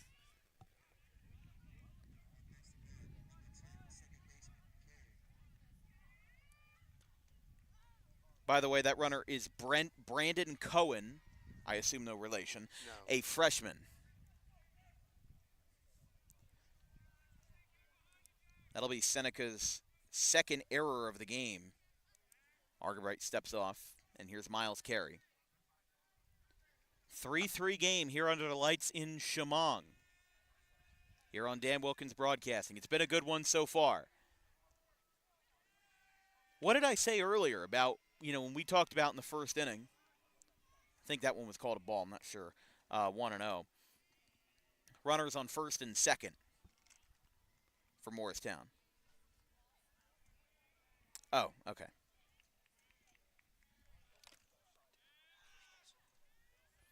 There is another runner for Milligan at first, that being Jack Lance, the sophomore. So, in the sixth inning, with the high school substitution rules, starters are allowed to re-enter once, so they're using their best eggs right now. There's a strike called, 1-1.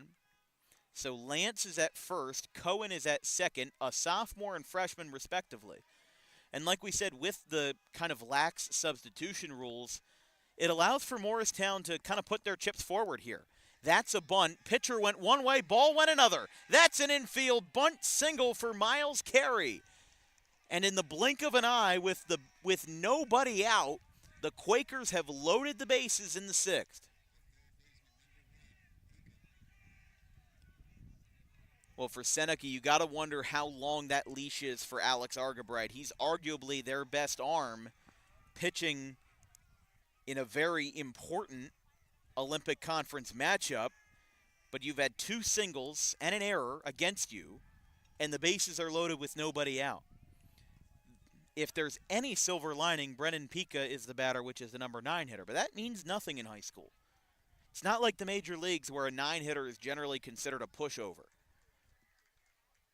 On some of these teams, Moorestown being one of them, they're one of those teams that produce in the order from top to bottom. You're expected to be a meaningful part of the club.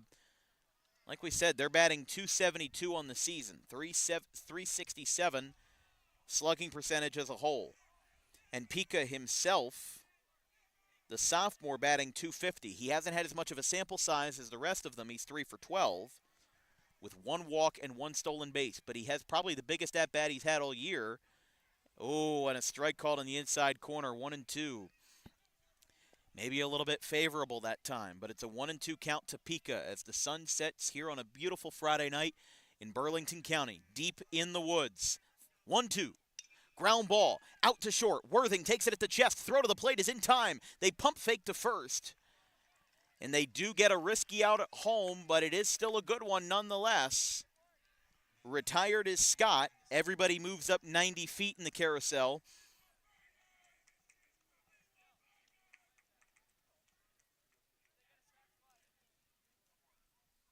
That'll be a 6-2 fielder's choice for the first out. And again, now another coach visit here on the hill.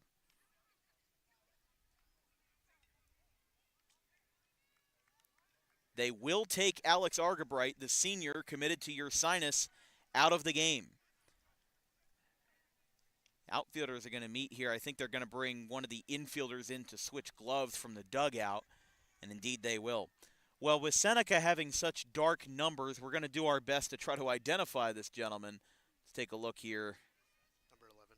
That will be indeed number 11.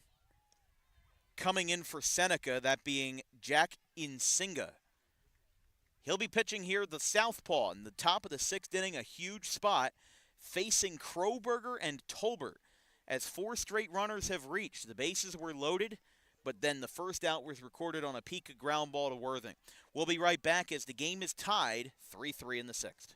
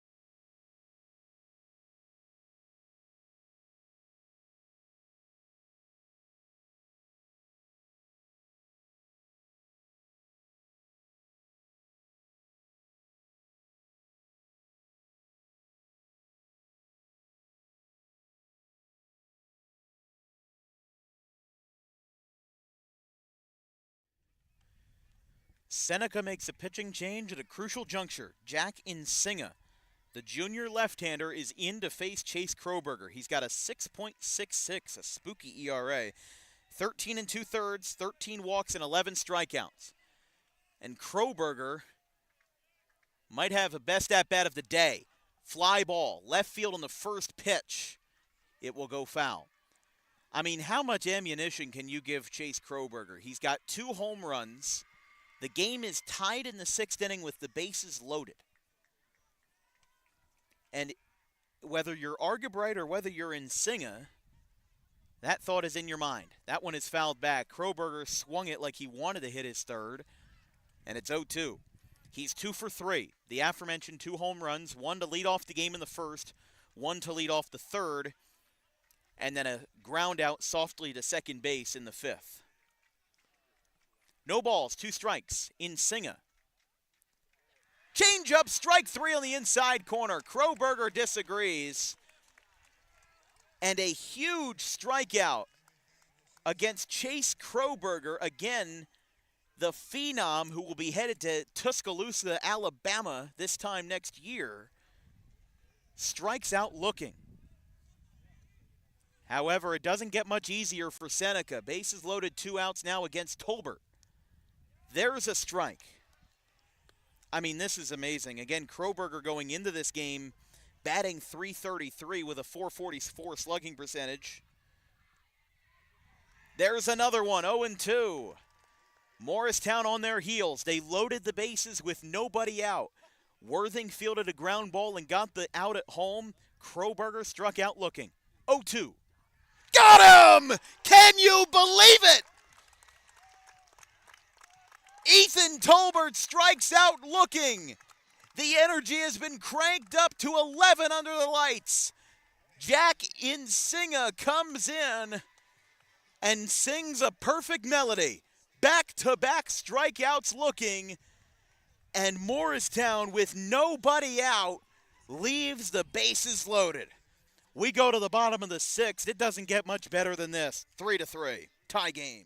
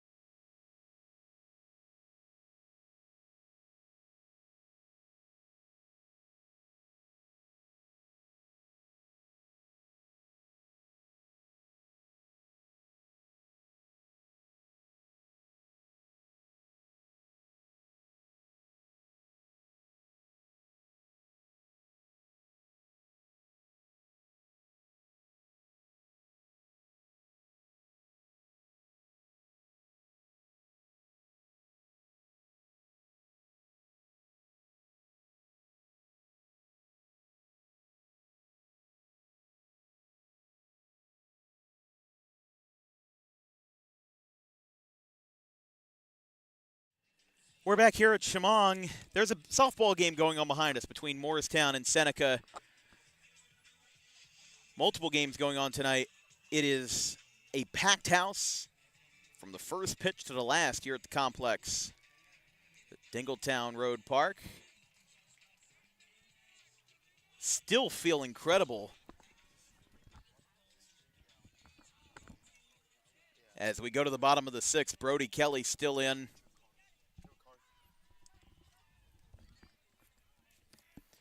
Kelly for Moorestown still in a 3-3 game after Nsinga struck out back-to-back men. That one missed high and away. Olson, Gordon, and Bauer, 7, 8, 9 for Seneca. 1-0 from Kelly, misses low. I was a little bit surprised to see him still in the game, and even more surprised now that he's had a 2-0 start to this leadoff at bat versus Olson. I still can't believe Jack Nsinga did that.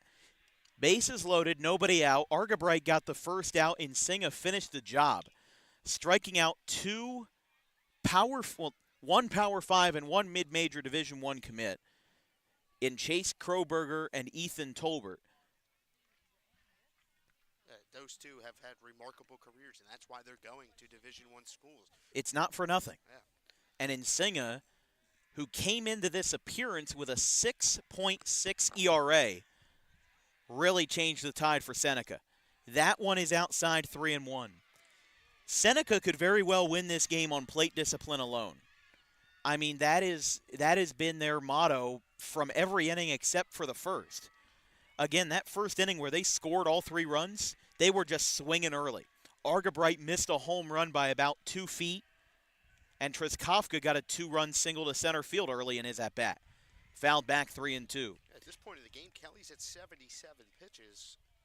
You got to get into this bullpen. Moorestown plays tomorrow. They play St. Augustine in the second round of the Diamond. Yep, and they got a quick turnaround. They got to travel to Ocean City. It's not like they're playing home. Yeah, that's my one grief with the Diamond Classic second round. I am completely fine with it being at a neutral site, but I think that they should assign the closest games to those neutral sites. The games are all over the place.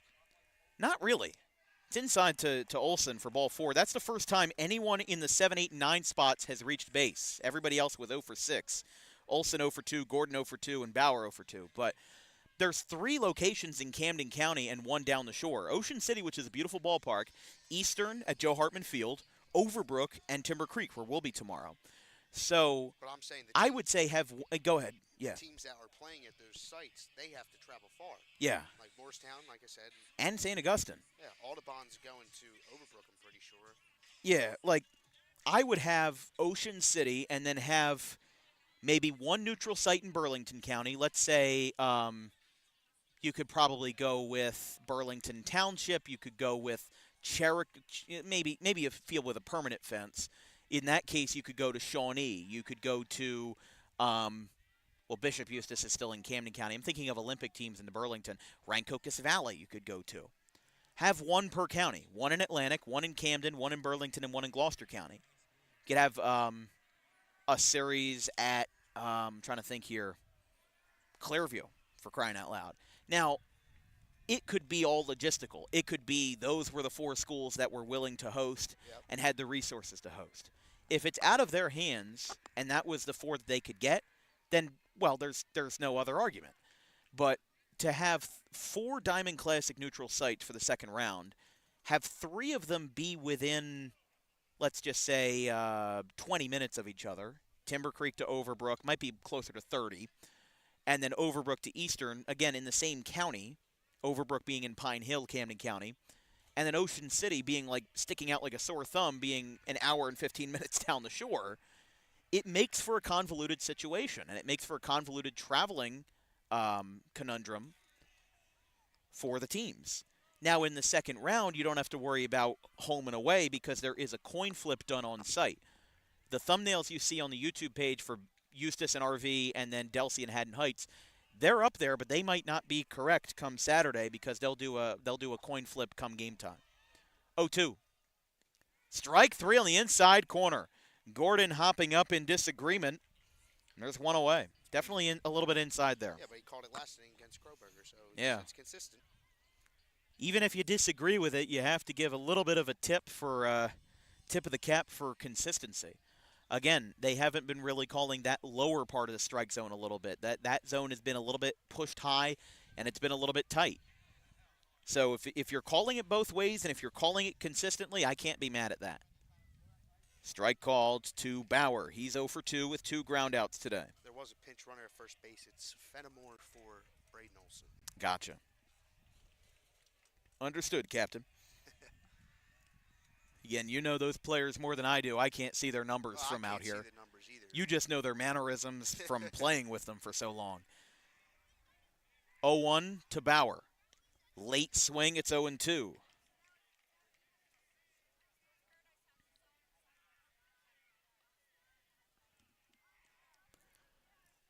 Again, with Brody Kelly still in the game, he'll get the top of the lineup card next versus Nate Park. Fouled back. So, yeah, the Ocean City Regional has St. Augustine and Morristown, and then Gloucester Catholic and Clearview. GC and Clearview both have to travel over an hour to get to Ocean City. St. Augustine maybe 45, 30 minutes. Morristown definitely over an hour. And the funny thing is that Overbrook is Northern Burlington and Mainland is the second game. Those are two teams that have to travel far. That's a swing and a miss. 2 down, back-to-back for Kelly.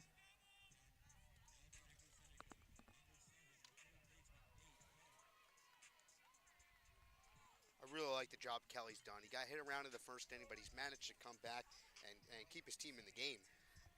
Absolutely. And, I mean, listen, 6 strikeouts now for him, and to be in this kind of situation where it really ends up helping them out,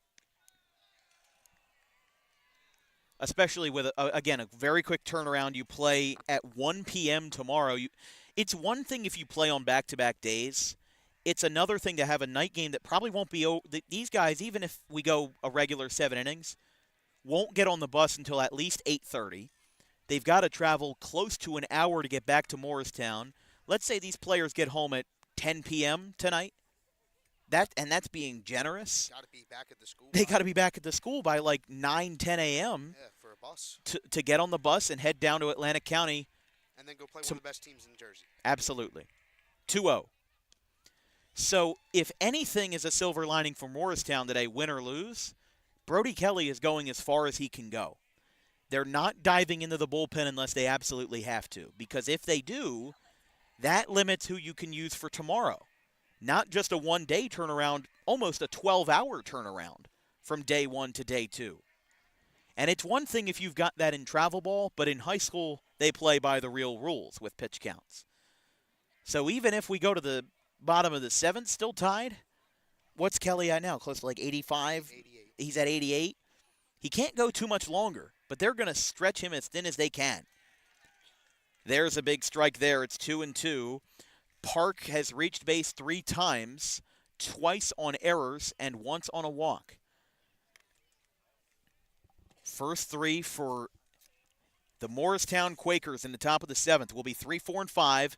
Zanichi Steve, Joe Famazzo, and Nate McCabe. Again, meat of the order for the Quakers. 2-2.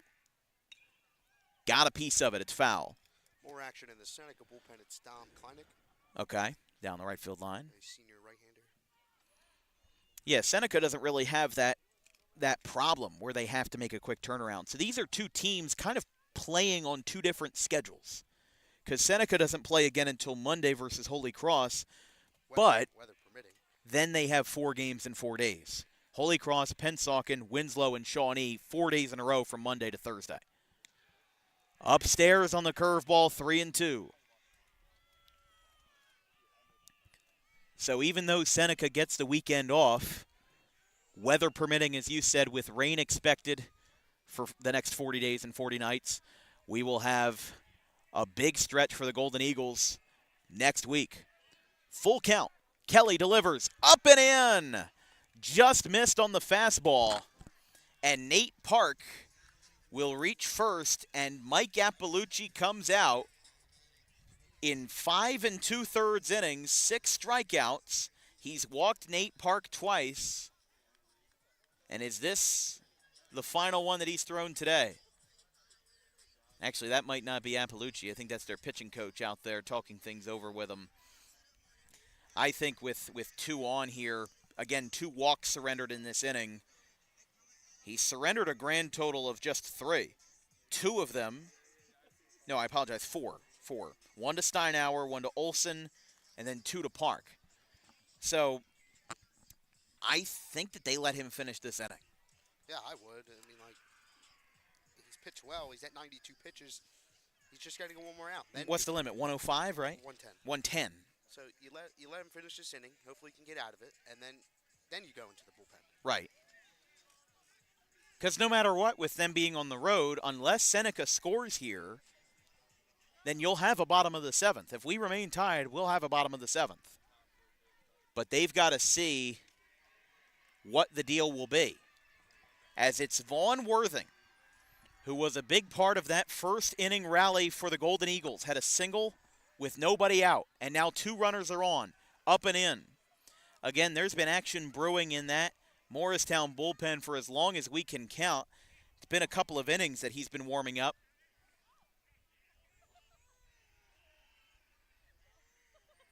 And as the sun sets on the ballpark, the sun has certainly not set on the game. 3-3 in the bottom of the 6th inning.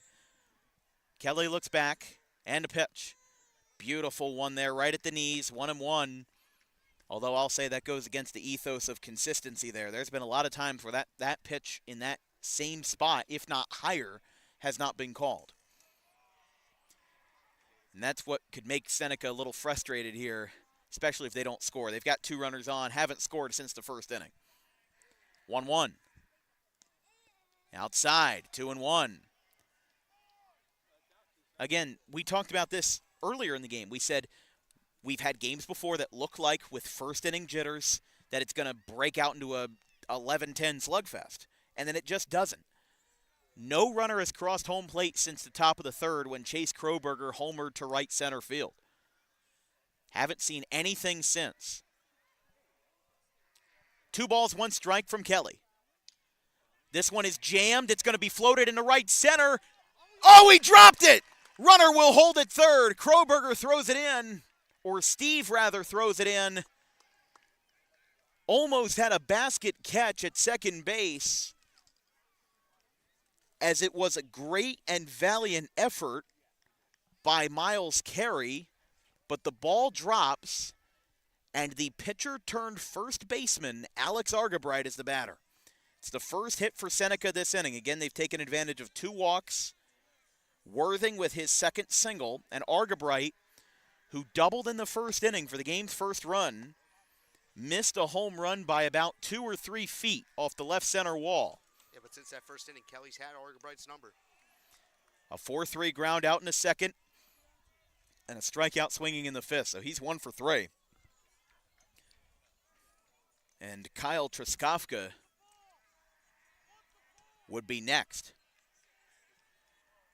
if the inning continues. However, Truskofka cannot bat in this inning without Seneca scoring a run. 2 outs, bases loaded. 1-0. Curveball high. And that outfield, with every passing ball, has been getting more and more irritated with the command behind home plate. Brody Kelly again up over 90 pitches here in the bottom of the 6th inning. 98. Again, 110 is the New Jersey state limit, but Appalucci might stretch him to the bone. That's high, 3-0. And you can finish the batter. So if you're at 109, you can finish the batter, just like with World Baseball Classic, yeah. Well, there's nowhere to run and nowhere to hide. You've got a man who's contributed 2 of the 3 long balls this year for Seneca, and one of their best, if not the best, 2-way player on the squad. He's committed to Ursinus College in Pennsylvania to Division III. Got a question for you. Yes. 3-0 count, 2 outs, bases loaded. Need a run. Red light or green light to Argabright? Oh, I say red light. I would agree with you. Because his command, Brody Kelly's command, has been a little bit tough here. He's got to throw 3 straight strikes. Mm-hmm. And you're banking on one of them missing. Yeah, and this is about to be Kelly's 100th pitch. Heading into the triple digits on the pitch count for the Morristown Quaker with a quick turnaround tomorrow. Bases loaded. With a tie game on the line, the 3-0. The red light is given, but the strike is called on the inside corner. 3-1. I would take again. I would as well. Again, he has to throw 3 straight strikes. You are banking on him missing one of them.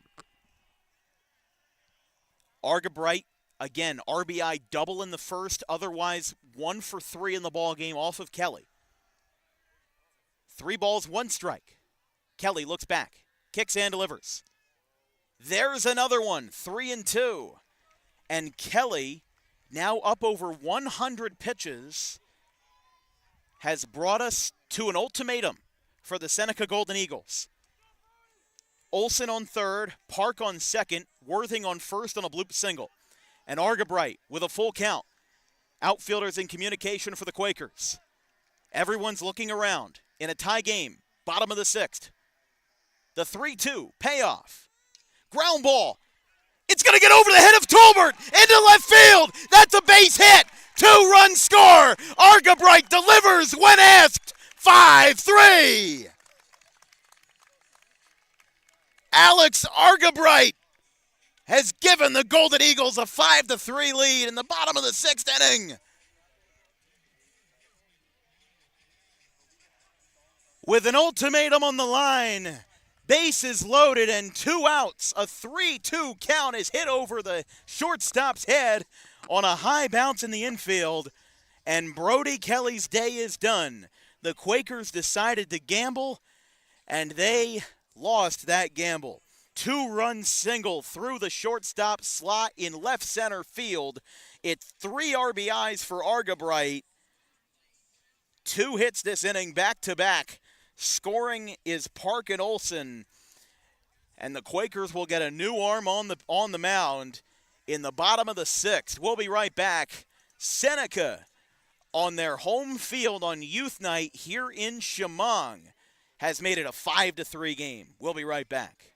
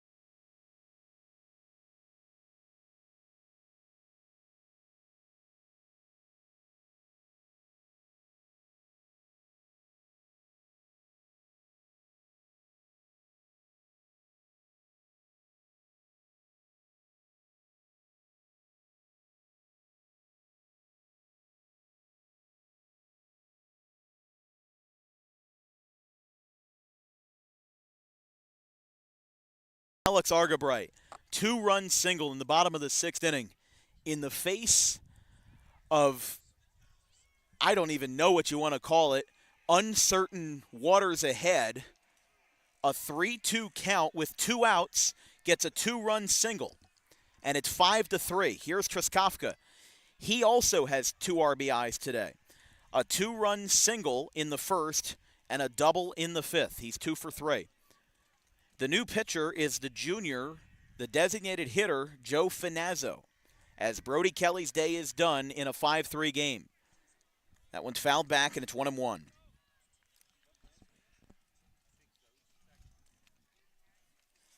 First 3 for Moorestown in the top of the 7th will be Zanichi Steve, the pitcher Finazzo, and McCabe.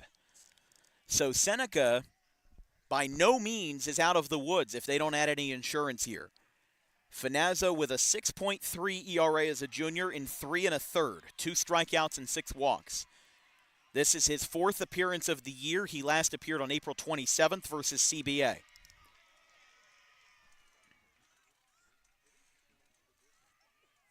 As here's Truskowka dealing with a 1-1 count. One of the things that we observed as here's the 1-1, ground ball, foul ball, 1-2. Ethan Tolbert should not have backhanded that ball. In a bases-loaded situation, the ball was hard hit.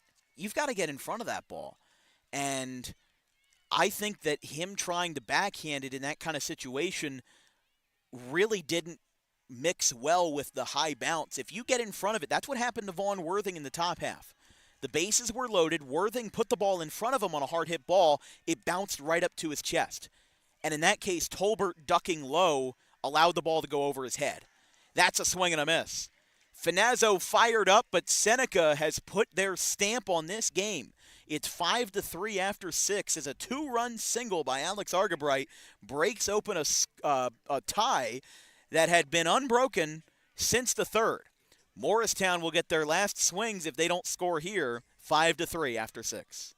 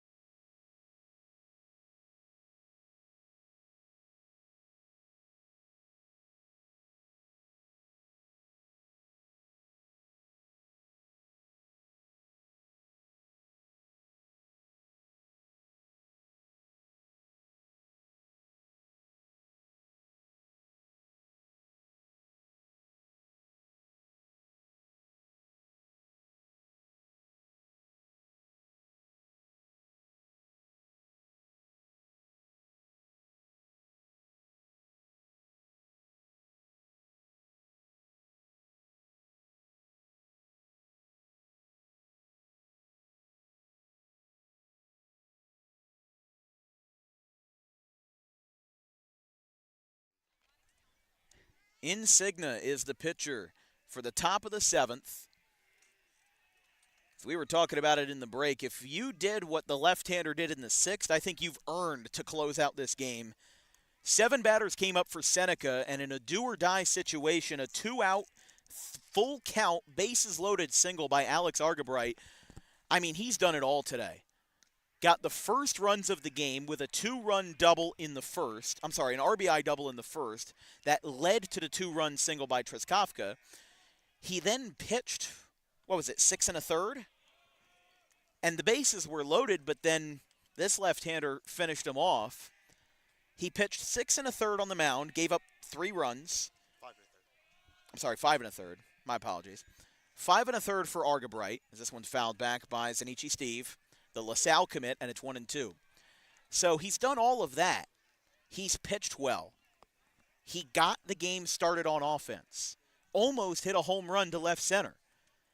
And then cherry on top, the 2-run single in the 6th to break the tie. 2-2. Again, just unbelievable. This one is popped up. Worthing and Park going for the real estate. Worthing is there. Steve pops out. And there's one away. Remember, Moorestown won the first matchup of these two back on April 2nd in a 2-0 shutout. Okay, my apologies. Treskovka made the play at short. I forgot that after they brought in the left-hander, they moved Argabright to first and then Treskovka to short.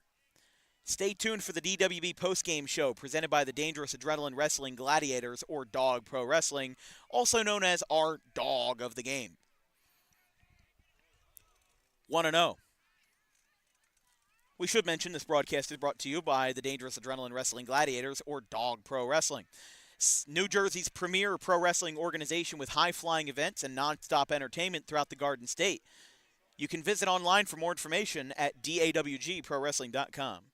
That's lined over the glove of Treskovka in the left. The ball bounced high, and the pitcher, Finazzo, helps his own cause in relief with a 1-out single.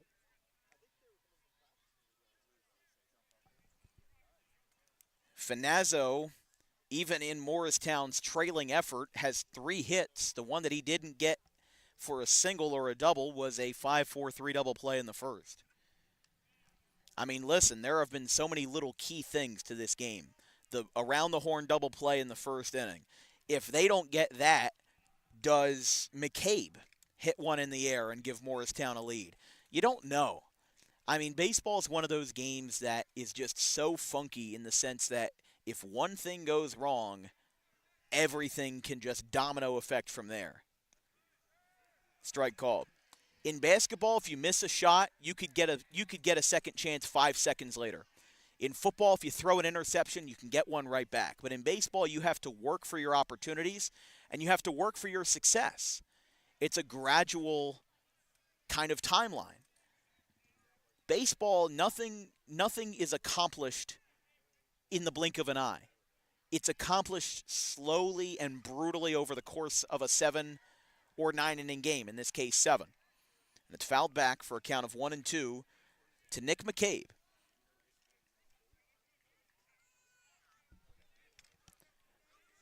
There is a substitute runner at first for the pitcher Finazzo, which is number 3, Zach Button, a sophomore, outside. Morristown's done 3 pinch runners today, or substitute/courtesy runners. All 3 have been freshmen or sophomores. Brendan Cohen, now Zach Button, and earlier in the ballgame, Jack Lance. Strike 3 called. McCabe frozen at the plate, and for a few seconds there, frozen in the box. 2 down. And now here is Scott. Ryan Scott, 1 for 3, a strikeout, a flyout, and a single. Again, if Seneca hangs on here, they'll improve to 3-11. That's hit to left field. It is a foul ball by the skin of its teeth, with many groans from the Morristown dugout, much applause from the Seneca faithful. And it's 0-1. Seneca would snap a 5-game losing streak with a win. They have the weekend off, but get right back to work with a gauntlet with 4 games in 4 days. Holy Cross on Monday, Pennsauken on Tuesday, Winslow on Wednesday, one of the teams that they beat, and Shawnee on Thursday. Morristown with a loss would fall to 7-5, 3-2 in the Olympic National. They play tomorrow in the second round of the Diamond Classic at Ocean City versus St. Augustine. And then Monday versus Winslow, Wednesday versus Bishop Eustace. It's all come down to this. 2 hours and 8 minutes. The 0-2 down from the left-hander. As again, you talk about Jack Insinga, the left-hander. The southpaw coming into this relief appearance with an ERA over 6.5. Looks to finish the job. 1-2. Checks. Hit him. And it will hit him. Wasn't sure, but again, here in the outfield, it can be a little bit difficult. And don't look now, but the tying run is at first base. In a 5-3 game, again, Argabright broke the tie on a 2-run single. And then here in the top half of the 7th, Zanichi Steve popped out to short. Joe Finazzo helped his cause in relief outings with a single. McCabe struck out looking. Oh, that ball's going to skip way up. It goes halfway up the netting. It drops back down in front of Robbie Plunkett. And now, just like that, we've got 2 runners in scoring position for Morristown. I mean, a bloop single can tie this game. But the outfield grass here is actually pretty abnormally tall. I would honestly say, I wouldn't be surprised if even if the ball gets into the outfield with 2 outs, by the way, they will be running for Scott. That puts him out of the game. Yeah, that will officially put him out of the game. But in the top of the 7th, you've got 2 outs. You don't know if you're going to have another chance. It's going to be number 2 again. That's going to be Jack Lance, the sophomore. Outside, 1-0. Excuse me, 2-0. Next up is Milligan, who drove in Morristown's second run. Strike, 2-1. You can feel the intensity in the ballpark, even if not verbal or visible. This has been a wild night, and Morristown is 1 bloop hit away from making it even wilder in a 5-3 game. Here's the 2-1. Up and away. First base is unoccupied. And Milligan, again, 1 for 3. Single, fly out, E6. First hit with an RBI single. Fouled back. And we get deja vu from the bottom of the 6th with the game on the line. The count is 3-2.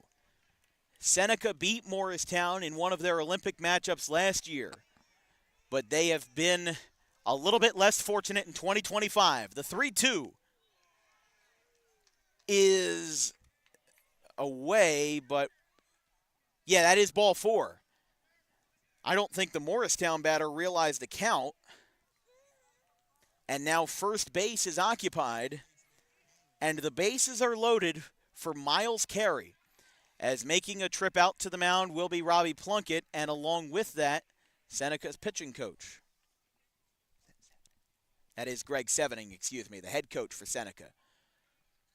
I didn't see if anybody was warming up down there. Now that the sun has set, those jersey numbers have become impossible to read. They were impossible to read before. They were impossible to read when we were at broad daylight, you're right. But,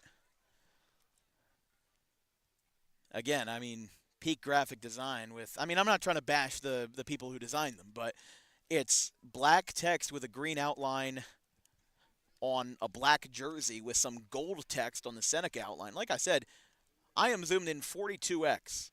You can barely make out that there's a number there on the center fielder Bauer. Can barely make that out. Sevening, after a meeting with his left-hander Insignia, has signaled that he will stay in. But I think it's under one condition, that he gets this batter out. Here's the pitch. Curveball, strike, a big looper there. It's 0-1 to Miles Carey. Carey is 2 for 3. He's had 2 singles in the ball game in the fourth and the sixth. That ball got away, but with the bases loaded, everybody's kind of in a log jam, and it's 1-1. This is the 6th batter of the inning for Morristown. Again, the LaSalle commit, Zanish Steve, popped out to short. Finazzo singled. McCabe struck out, and now a hit-by pitch and a walk have changed up the tone here. Home plate umpire and the first base umpire are talking here after Mike Appalucci, their head coach, came out. I'm not sure what it was, but the count should still be 1-1.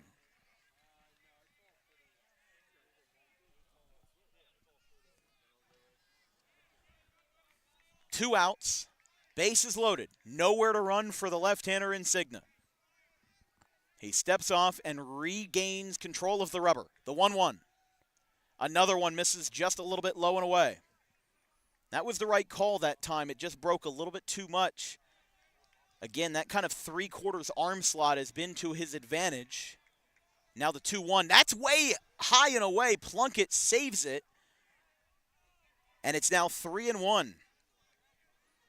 I mean, if he walks him in here, this has got to be his last batter. Even if Brennan Pica is the 9-hitter, like we said before, 9-hitters are not pushovers in high school. 3-1 is away. I think the 1-0 pitch must have been a foul ball or something. It must have been, yeah. Okay. Back at it now. All right. Think we got that one. 3-2. There's a swing and a miss! And the Seneca Golden Eagles have reclaimed the crown at their home field under the lights. A thrilling win as Alex Argabright plays hero. 2-run single in the bottom of the 6th.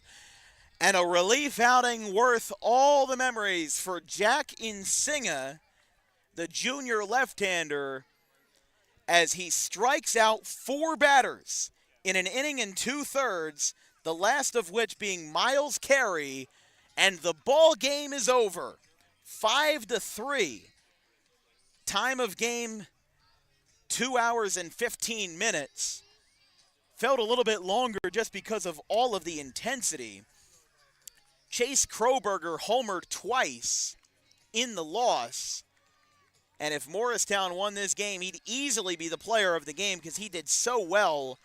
But honestly, I almost want to give Alex Argabright, he won the game, but you got to think about Insignia. To come in, 4 strikeouts, 2 of them with the bases loaded are versus an Alabama commit who's homered twice and Ethan Tolbert, a James Madison commit. And that's coming off Monday's performance where he gave up a grand slam to Grant Fournier. To come back within the same week and do that, it's incredible. I can't believe what we've seen tonight.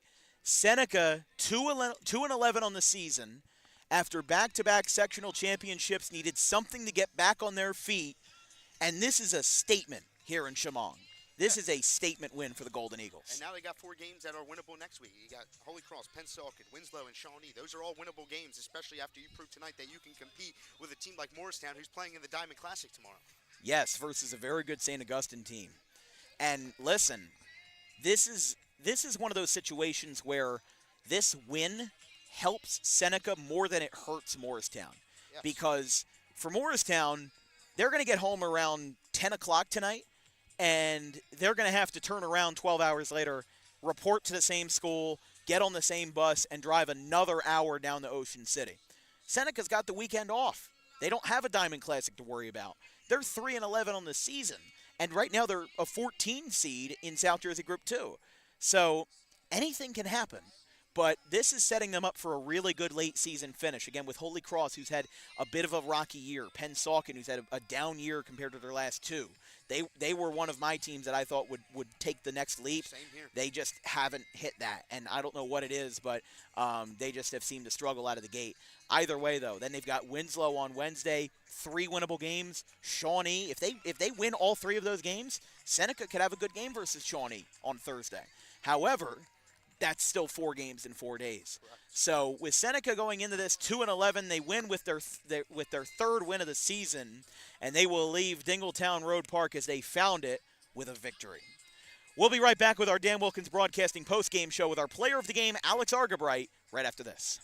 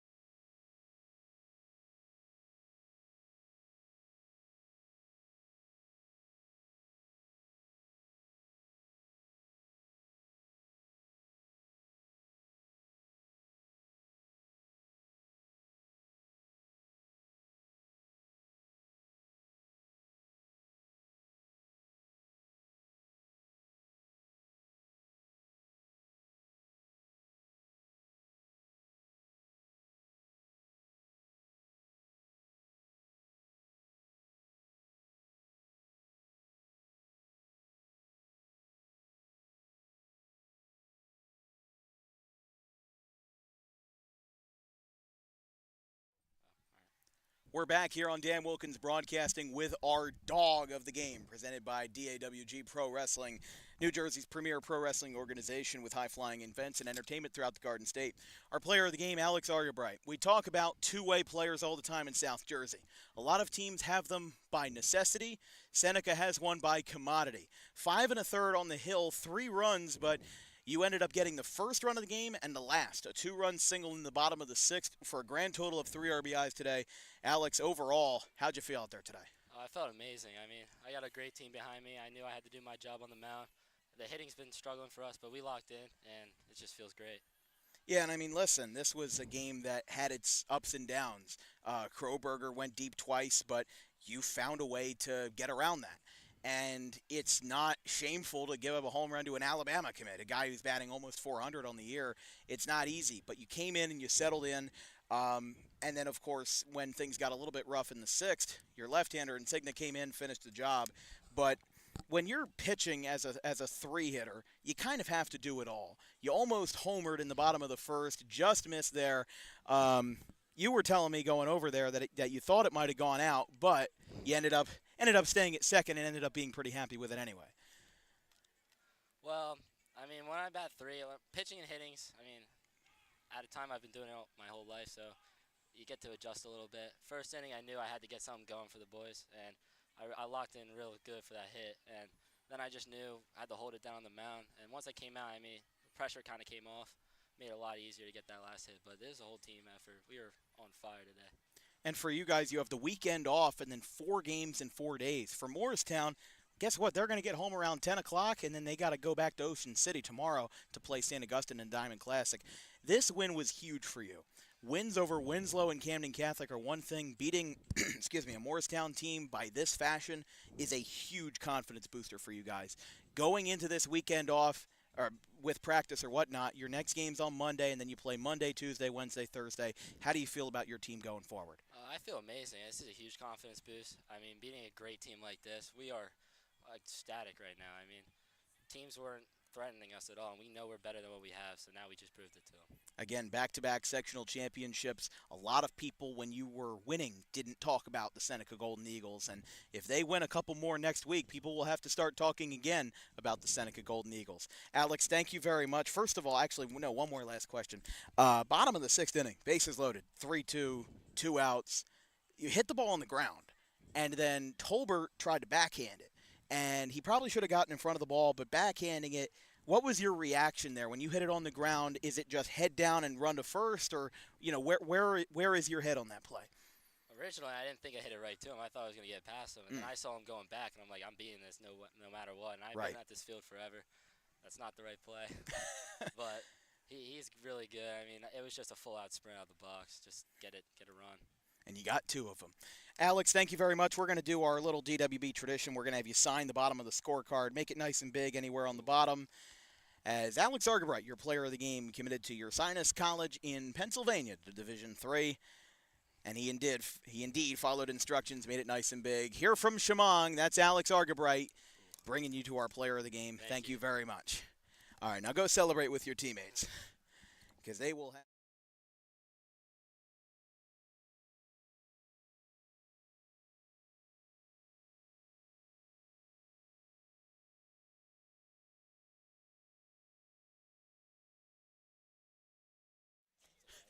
Sorry about that.